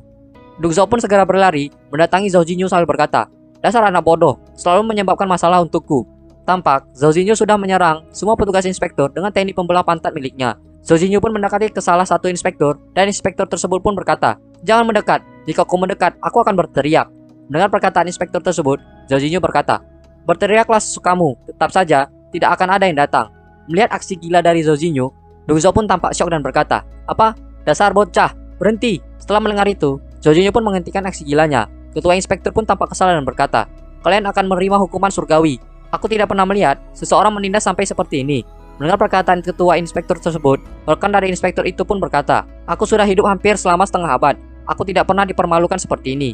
Mendengar perkataan rekannya, sang ketua inspektur berkata kembali, "Tunggu saja, aku pasti akan melaporkan masalah ini dan menghukummu." Mendengar perkataan sang ketua inspektur, Duk Zhao pun berkata, "Tidak butuh, aku akan menghukumnya sekarang juga." Duk Zhao pun segera meninju wajah Zhou Jinyu, sehingga Zhou Jinyu pun pingsan di tempat, dan Duk Zhao pun langsung membawa Zhou Jinyu ke tempat yang aman. Duk Zhao pun menyerang Zhou Jinyu dan mengempaskannya, lalu berkata, "Berhentilah berpura-pura, bangun, kita harus berbicara. Apa kau sudah tahu tentang gadis yang dikirim istana sebagai pasangan percobaanmu? Mereka pasti akan memintamu untuk menyelesaikan percobaannya dalam beberapa hari. Apa kau sanggup?" Mendengar perkataan Duk Zhao, Zhou Jinyu pun terbangun dari pingsannya dan berkata, "Itu, bisakah ayah membantuku menolak mereka?" Mendengar perkataan Zhou Jinyu, Duk Zhao pun tersenyum dan berkata di dalam hati, "Semuanya berpikir jika putraku adalah playboy, tapi anak ini..." Lalu, Duk Zhao pun berkata, "Baiklah, tentu, aku tidak pernah berniat menyiapkan mereka. Bagaimana jika salah satu dari mereka hamil?" Mendengar perkataan Duk Zhao, Zhou Jinyu pun berkata, "Aku tahu, berdasarkan peraturan, aku harus menikahi mereka jika itu terjadi. Kemudian, Kaisar bahkan akan tahu warna dalaman yang kau gunakan. Kenapa Pak Tuas Besum itu tertarik dengan bawahan kita ya?" Mendengar perkataan Zhou Jinyu, Du Dao pun membuang nafasnya dan berkata, "Berhentilah bercanda. Pernikahan percobaan ini direncanakan oleh Kaisar. Tidak mudah untuk menolak mereka. Apa kau punya rencana?" Mendengar perkataan Duk Zhao, Zhou Jinyu pun menggigit jarinya dan berkata, "Tentu saja, 10 hari. Bantu aku menahan mereka selama 10 hari, dan aku pasti akan menyelesaikannya." Mendengar perkataan Zhou Jinyu, Duk Zhao pun berkata, "10 hari? Ya, itu mungkin. Tapi bagaimana kau bisa sangat percaya diri? Aku tidak bisa memastikan jika mereka tidak mencoba menyelinap ke kamarmu di malam hari." Nah, mendengar perkataan Duk Zhao, Zhou Jinyu pun tersenyum dan tertawa dengan berkata, "Hehe." Melihat ekspresi Zhou Jinyu, Duk Zhao pun tampak kesal dan berkata, "Hehe, matamu hehe. Sudah berapa kali kau bilang serahkan padaku? Kau bisa melakukannya atau tidak?" Kemudian, malam harinya, Zhou Jinyu pun mendatangi kamar milik Moluso dan berkata, "Sore." Mendengar perkataan Zhou Jinyu, Moluso pun bertanya, "Kenapa kamu di sini?" Zhou Jinyu pun menjawab, "Ada banyak alasan. Tapi, singkat ceritanya, saat ini aku tidak punya tempat tinggal. Apakah nona cantik ini bisa mengizinkanku tinggal di sini?" Di sisi lain, pada kehidupan Moluso yang lalu, Moluso pun tampak berjalan tertati-tati sambil berkata, "Pada akhirnya, hari ini telah datang. Setelah berkelana sepanjang hidup, akhirnya harus berakhir seperti ini." Mana yang salah jika waktu itu aku pergi denganmu tanpa memperdulikan segalanya? Apakah akhir akan berbeda? Terserah. Di atas tahta kekaisaran, semuanya adalah takdir. Aku, pada akhirnya, masih tetap seorang kaisar wanita. Tampak, pintu kamar Moloso berbunyi, menandakan seseorang sedang berkunjung ke kamarnya. Moloso pun melihat ke arah pintu itu dan berkata di dalam hati, siapa yang datang selarut ini? Moloso pun menghampiri dan membuka pintu tersebut dan muncullah Zhou Jinyu dan berkata, hai, selamat malam. Melihat Zhou Jinyu datang menemuinya, Moloso pun bersembunyi di balik pintu dan berkata, kenapa kamu datang ke sini? Ibuku pernah bilang, pria yang datang di waktu seperti ini adalah serigala jahat. Mendengar perkataan itu, Zhou Jinyu pun tersenyum dan berkata, aku tidak punya pilihan lain. Tapi, jika kau merasa tidak nyaman, kalau begitu, aku akan kembali dan tidur di rumah bordil. Mendengar perkataan Zhou Jinyu, Yuan Ji pun tersenyum sambil berkata di dalam hati, menggunakan trik murahan itu, kau hanya cari mati. Klan kami, leluhur musim semi, menghormati para gadis. Dia berani membicarakan rumah bordir, mari lihat bagaimana pemimpin roh menanganinya. Mendengar perkataan Zhou Jinyu, Moloso pun mendekati Zhou Jinyu dan berkata, tidak, apa para gadis di rumah bordil lebih baik daripada aku? Mendengar perkataan Moloso, Yuan Ji pun tampak terkejut dan sekaligus syok sambil berkata, pemimpin roh. Moloso pun berkata kembali, bukankah aku pengantinmu? Mendengar perkataan Moloso, Zhou Jinyu pun tersenyum dan berkata, bukan seperti itu. Aku baru ingat, ruang cadanganmu akan ditempati oleh pelayan pribadimu. Mari lupakan ini, bagaimana? Mendengar perkataan Zhou Jinyu, Moloso pun melirik ke arah Yuan Ji dan berkata, tidak masalah, dia bilang akan menemui kenalannya yang ada di kota. Benar kan? Mendengar perkataan Moloso, Yuan Ji pun tampak ketakutan dan menjawab dengan iya. Mendengar jawaban itu, Moloso pun tersenyum dan berkata, datanglah lagi besok pagi. Yuan Ji pun segera pergi dari kamar tersebut sambil berkata, sedikit penderitaan bagus untuk jiwa. Lalu, Moloso pun menghampiri Zhou Jinyu dan bertanya, jadi, kenapa kamu datang ke sini? Mendengar pertanyaan Moloso, Zhou Jinyu pun berkata, istana membawakan dua gadis untuk pernikahan percobaan. Saat ini, aku yakin mereka sedang menyelinap ke kamarku. Bagaimana menurutmu? Mendengar perkataan Zhou Jinyu, Moloso pun tampak kesal dan berkata, aku sudah mendengarnya. Itu adalah peraturan dari istana. Tapi, aku tidak mau membagimu dengan wanita lain. Mendengar perkataan Moloso, Zhou Jinyu pun tersenyum dan berkata, itulah kenapa aku di sini. Benar kan? Para petugas protokol terus saja mengoceh tentang peraturan dan etika. Benar-benar menyebalkan. Selama aku tinggal di sini untuk beberapa hari dan membuat para petugas itu berpikir, jika semuanya tidak berjalan sesuai rencana, maka kita tidak lagi membutuhkan para pelayan pernikahan percobaan itu. Aku sangat ingin melihat wajah mereka saat aku keluar dari ruanganmu. Lalu, Zhou Jinyu pun terdiam dan berpikir, ia akan segera dipukuli oleh Moloso atas perkataannya. Kemudian, Zhou Jinyu pun segera bangkit dari duduknya dan berkata, kalau begitu, kita biarkan saja. Malam ini, aku akan tidur di kamar sebelah. Mendengar perkataan Zhou Jinyu, Moloso pun tampak khawatir sambil berkata di dalam hatinya, apa dia kemari hanya untuk tidur? Aku bahkan menendang keluar Yuan Ji. Tidak, apa yang aku pikirkan? Tapi, pria dan wanita saling berbagi kamar, dia malah merasa sangat tenang. Apakah aku kurang menarik? Tidak, sisa 1 bulan sebelum pernikahan. Aku harus menjaga kesucian seorang gadis. Aku bukan orang yang semudah itu. Tapi, kehidupanku selalu tidak mempunyai hari esok. Kematian selalu datang duluan. Bahkan, setelah menjadi seseorang dengan kekuasaan, aku selalu tidak bisa tenang. Lalu, Zhou Jinyu pun menuju pintu keluar sambil berkata, sudah larut malam, kamu harus beristirahat. Mendengar perkataan Zhou Jinyu, Moloso pun menarik pakaian Zhou Jinyu dan berkata, bisakah kita tidur bersama? Kali ini saja, aku tidak akan peduli dengan yang lainnya. Moloso pun mendorong Zhou Jinyu ke arah kasur, dan mereka pun menghabiskan malam yang panjang bersama. Angin lembut, air biru, tetesan air, dan wangi kehidupan daun hijau serta bunga teratai. Tampak Yuan Ji terduduk sendirian, menahan dinginnya malam sambil berkata, sedikit penderitaan baik untuk jiwa. Resolusi hanya bisa didapatkan dengan menderita. Bekerja keras akan meraih kemenangan, dan perutku kelaparan. Keesokan harinya, Zhou Jinyu pun keluar dari pintu kamar Moloso dan berkata, selamat pagi dunia. Tampak para petugas inspektor yang sedang mengobrol dengan ayahnya, Duk Zhou. Mereka berkata, Duk Zhou, kasurnya telah datang. Di mana kami harus meletakkannya? Duk Zhou, tandunya telah diubah sesuai instruksi. Melihat ke arah keramaian, Zhou Jinyu pun tersenyum dan berkata, ada banyak orang ya? Mendengar perkataan Zhou Jinyu, Duk Zhou pun tampak bingung dan berkata, aneh sekali, apa aku datang di negara yang salah? Kenapa anak ini bangun pagi sekali? Lalu, keluarlah Moloso dari kamarnya sambil berkata, berisik sekali. Melihat pemandangan tersebut, Duk Zhou pun terlihat shock berat dan tak bisa berkata apa-apa. Para petugas inspektur yang melihat Zhou Jinyu dan Moloso tampak keluar dari satu kamar, menceramahi mereka dengan berkata, penurunan moral kemasyarakatan benar-benar parah. Melakukan hal semacam itu sebelum pernikahan, sangat keterlaluan. Duk Zhou pun hanya terdiam, melihat ke arah Zhou Jinyu sambil berkata di dalam hati, anak bodoh, dia terlalu keras kepala. Dengan yang mulia, dia berani. Sekarang petugas protokol tidak akan membiarkannya begitu saja. Mendengar perkataan para petugas inspektor, Zhou Jinyu pun tersenyum dan berkata, bagaimana bisa kalian mengatakan seperti itu kepada sepasang pasangan mesra? Sepertinya para anak muda ini harus mengajari semua orang yang ada di sini. Lalu, Zhou pun berkata kepada Moluso yang berada di sampingnya, "Kamu bisa kembali dan tidur. Jangan khawatir, serahkan padaku." Mendengar perkataan Zhou, para petugas inspektur pun tampak marah dan berkata, "Sialan, aku tidak akan memaafkannya. Kau pikir orang pinggiran sepertimu layak menjadi kenalan seorang kaisar? Kami telah memberitahu kaisar mengenai perbuatan jahat yang telah kau lakukan beberapa hari ini. Kami juga akan melaporkan masalah ini. Tunggu saja hukumanmu." Mendengar perkataan petugas inspektur, Zhou pun tetap tersenyum dan berkata, "Baiklah kalau begitu, Paman Fu. Siapkan kereta untuk para petugas protokol. Jangan lupa menyiapkan beberapa cemilan dan buah. Kita tidak bisa membiarkan mereka kelaparan, bukan?" Mendengar perkataan Zhou, tugas inspektur pun segera pergi dan berkata, "Bodoh sekali. Semuanya, apa yang kalian lakukan di sini? Ayo."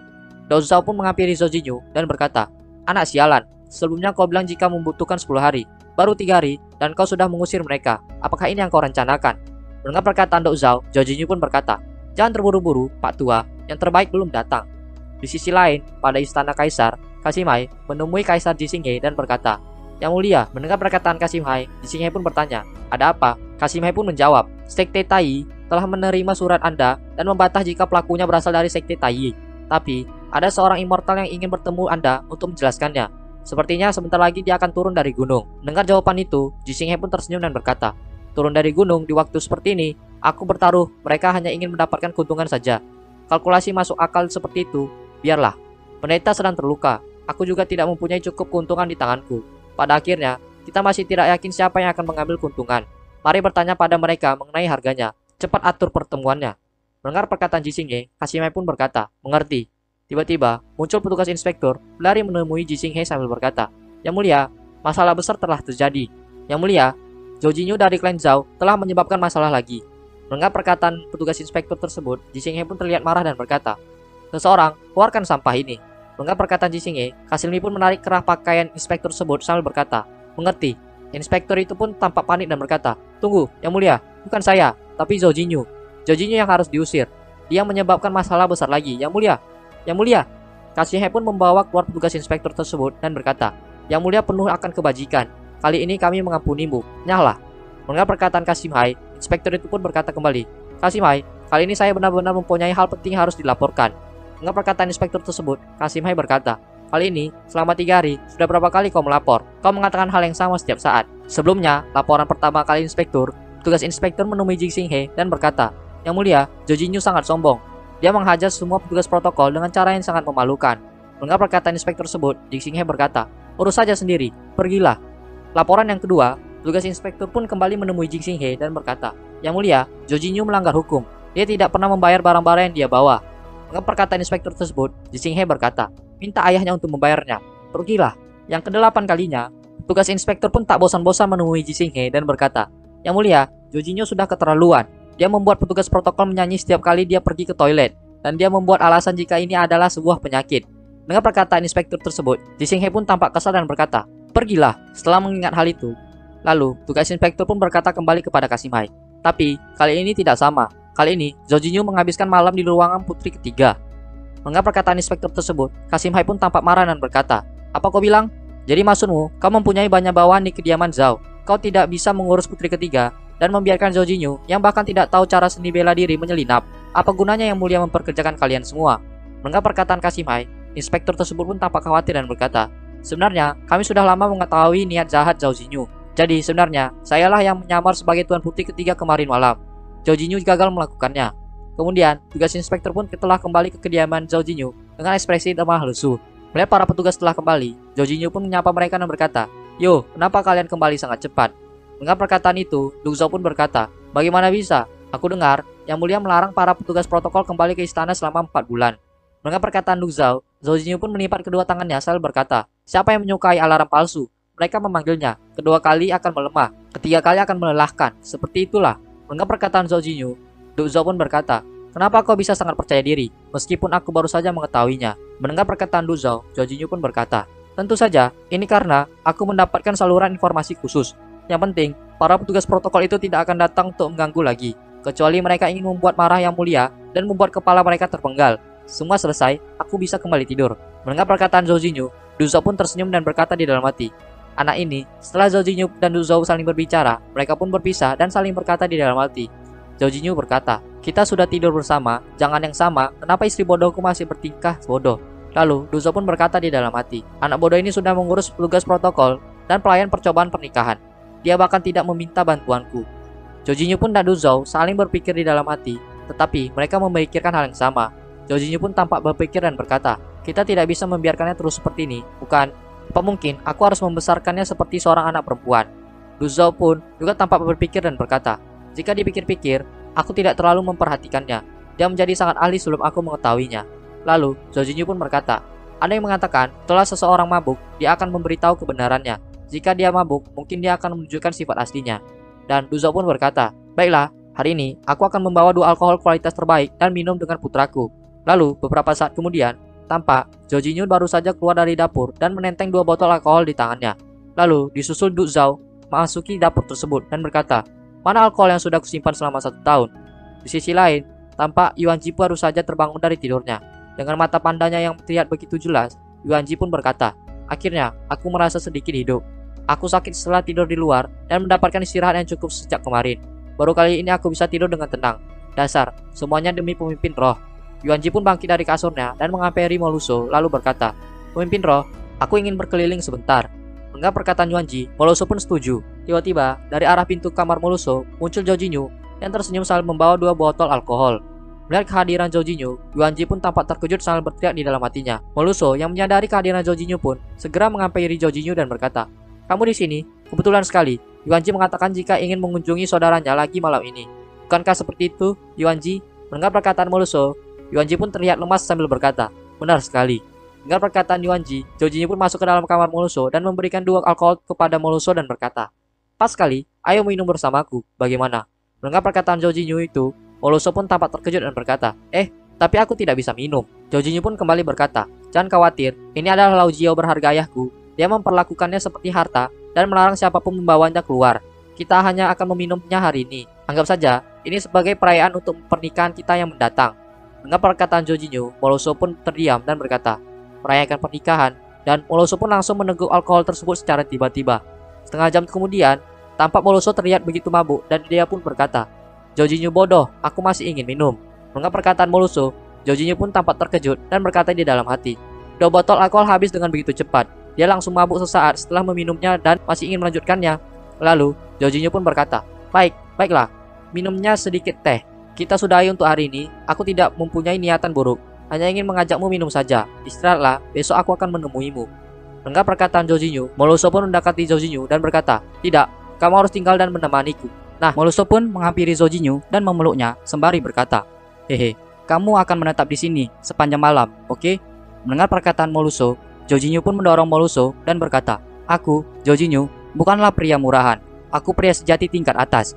Bagaimana bisa aku mengambil keuntungan dari seseorang? Malam harinya, Jorginho pun menemani Moluso yang tampak sudah tertidur lelap. Jorginho pun tampak tak bisa tidur dan berkata di dalam hati, nafsu dan hasrat adalah bagian dari manusia. Tiba-tiba, lonceng miliknya pun berbunyi. Jorginho pun keluar dari kamar Moluso dengan ekspresi lelah. Burung biru pun segera menghampiri Jorginho dan berkata, Pendeta Agung, di sini, Pendeta Agung, gawat, ada kelompok yang mendatangi klan kami yang berada di tambang Kaledoni. Jumlah mereka cukup besar, saya pikir mereka berasal dari gurun utara. Dengar perkataan burung biru, Jorginho pun berkata, ya, baiklah, mari pergi melihatnya.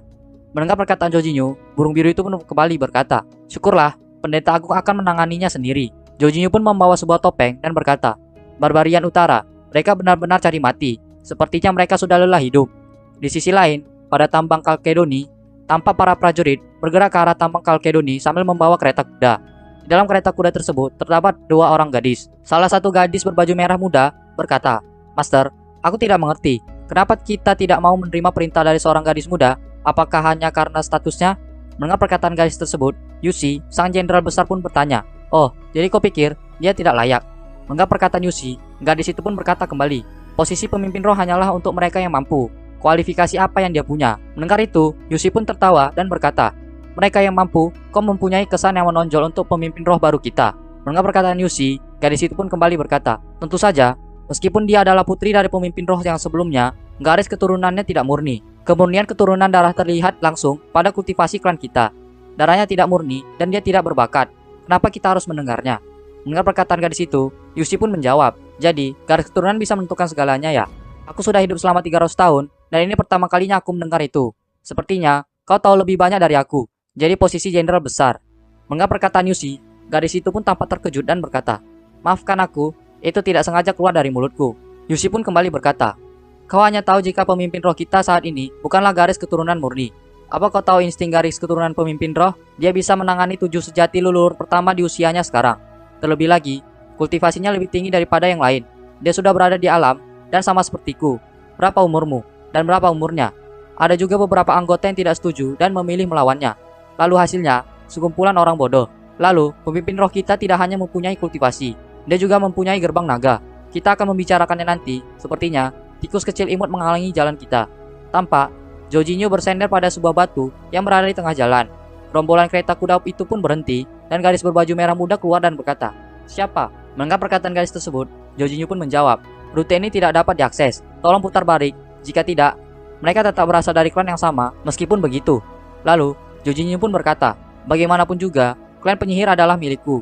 Jangan berpikir untuk mengambil alihnya, mereka dilindungi olehku. Mendengar perkataan itu, gadis tersebut pun tampak marah dan berkata, jadi, kau adalah orang bodoh dari klan penyihir. Kalau begitu, matilah. Gadis itu pun segera melompat, sambil mengeluarkan senjatanya dan melemparkannya ke arah Jorginho. Melihat serangan mendadak tersebut, Jorginho pun segera menangkis senjata pisau tersebut dengan tangan kosongnya. Setelah menghindar serangan tersebut, Jorginho pun berkata, jangan gegabah, aku sama sekali tidak ingin berlatih denganmu. Melihat Jorginho dapat menghindari serangannya itu dengan mudah, gadis itu pun berkata, bagaimana bisa? Setelah mengatakan itu, gadis itu pun tampak kesal dan segera menghilang. Lalu, tiba-tiba, muncul kembali tepat di hadapan Jorginho, selalu memberikan serangan berupa tendangan ke arah Jorginho dan berkata, apa kau meremehkanku? Serangan gadis itu pun membuat tanah seketika menjadi retak, dan Jorginho dapat menghindari serangan dari gadis tersebut. Sang gadis pun tampak terheran dengan berkata, di mana dia? Mendengar perkataan sang gadis, Jorginho berkata, aku ada di sini. Dengan cepat, Jorginho pun langsung menangkap kaki gadis tersebut dan melemparnya tepat ke arah para klan rombongannya. Dengan sigap, Yushi pun menangkap gadis tersebut dan berkata, kau terlalu gegabah. Yushi pun berkata kepada Jorginho, anak muda memang sangat tidak dewasa. Tolong maafkan kami. Dengar perkataan Yushi, Jorginho berkata, jangan khawatir, jadi candaannya berakhir di sini. Jorginho pun mengeluarkan pedang miliknya sambil berkata di dalam hati, jika terlalu lama, mereka yang berasal dari ibu kota akan tertarik dengan kami. Lalu, Jorginho pun melanjutkan perkataannya, mulai sekarang, mereka yang melewati batas harus mati.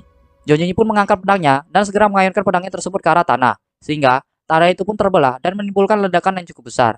Melihat aksi dari Jorginho, para rombongan klan tersebut pun tampak terkejut dan berkata, Immortal pedang, dia adalah seorang immortal bumi. Mendengar perkataan para klannya, Yushi pun berkata, apa yang kalian panikkan? Tuan, Anda memang mempunyai kekuatan yang besar. Kenapa mengganggu orang lemah seperti kami? Bisakah Anda membantu kami? Yushi pun menatap ke arah Jorginho dan berkata di dalam hati dengan perasaan kesal. Sial, bagaimana bisa tampang kecil Kalkedoni mempunyai immortal bumi? Jorginho pun tampak tak menggubris perkataan Yushi, dan Yushi pun berkata di dalam hatinya, tidak, itu tidak mungkin. Tempat ini dekat dengan ibu kota. Jika dia benar-benar immortal bumi dan ikut campur dengan masalah ini, para Zugo yang ada di ibu kota jelas akan tertarik. Meskipun dia seorang immortal bumi, dia tidak akan bisa bertahan dari kepungan beberapa Zugo. Mungkin aku bisa mencobanya. Yushi pun mencoba untuk mendekati batas retakan tanah tersebut dan berkata, Tuan, kadangkala lebih baik memaafkan seseorang daripada menyebabkan masalah lebih lanjut. Aku percaya Anda juga tidak. Yushi pun terhenti setelah mencoba untuk melewati retakan tanah tersebut. Yushi tampak terkejut dan berkata di dalam hatinya, niat pedang apa ini? Hanya dengan mendekat saja, aku langsung bisa merasakan betapa mengerikannya itu. Tidak, orang ini, Yushi pun tampak takut gemetaran melihat kekuatan spiritual yang dimiliki oleh Jorginho. Melihat Yushi tampak berjalan mundur, Jorginho berkata, kenapa? Kau akan bertarung atau tidak? Mendengar perkataan itu, Yushi pun segera bersujud dan berkata, saya berterima kasih kepada Tuan karena tidak membunuh kami. Beberapa saat kemudian, para rombongan tersebut pun telah pergi dari kawasan pertambangan Kalkedoni. Melihat klan tersebut pergi, Jorginho pun melepas topengnya dan berkata di dalam hati, akhirnya, aku membiarkan mereka kembali. Sepertinya emosi mempengaruhi diriku. Tapi, ini terjadi tanpa satupun keuntungan. Jika masalah ini sampai ke ibu kota, lebih kacau lebih baik. Keesokan harinya, Yuanji memasuki kamar milik Moluso dan berkata, aku kembali. Tampak Moluso terlihat begitu frustasi dan berkata, sialan. Mendengar perkataan Moluso, Yuanji pun bertanya, apakah Tuan Muda telah kembali? Apa yang terjadi, pemimpin roh? Moluso pun menjawab, operasi kemarin gagal. Mendengar jawaban itu, Yuanji pun terkejut dan berkata, tidak mungkin. Bukankah jenderal besar ada di sana? Mendengar perkataan Yuanji, Moluso pun berkata kembali, berdasarkan penjelasan Yushi, kemarin malam, mereka dihentikan oleh satu orang di selatan, dan dia bisa mengalahkan kita dan memaksa mereka mundur.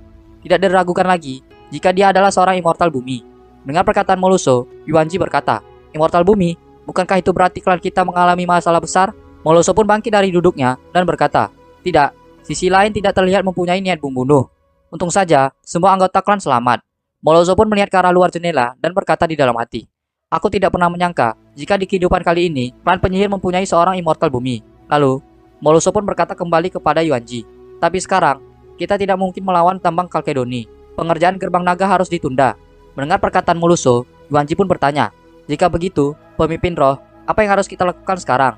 Moloso pun menjawab, melapor kepada istana. Karena kita tidak bisa memilikinya, tidak ada yang boleh memilikinya juga. Mendengar jawaban itu, Yuanji pun kembali bertanya, melapor kepada istana, apa bisa berhasil? Moloso pun menjawab, mungkin saja tidak akan berhasil untuk yang lain, tapi berbeda dengan kita.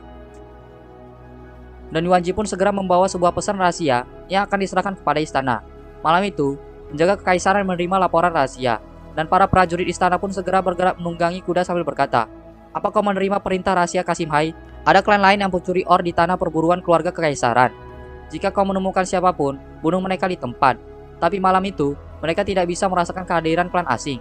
Keesokan harinya, tampak Jorginho dan burung biru sedang mengobrol.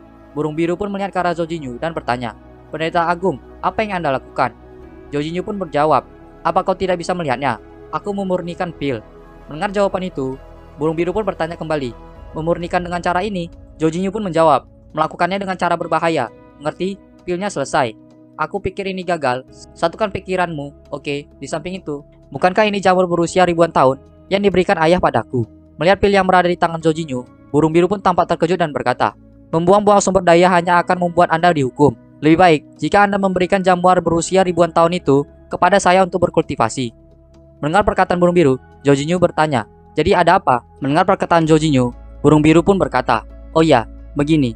Burung biru itu pun menjelasi maksudnya kepada Jorginho. Mendengar penjelasan dari burung biru tersebut, Jorginho pun tampak syok dan berkata, hah? Tambangku digerebek penjaga kekaisaran, tambang sebesar itu menghilang.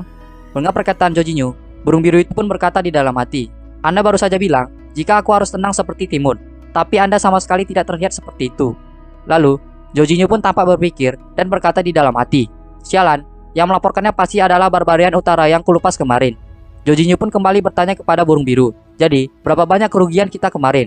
Burung biru pun menjawab, 0. Mendengar jawaban itu, Jorginho berkata, 0. Tidak mungkin. Penjaga kekaisaran berada di dalam kendali Jisinghe.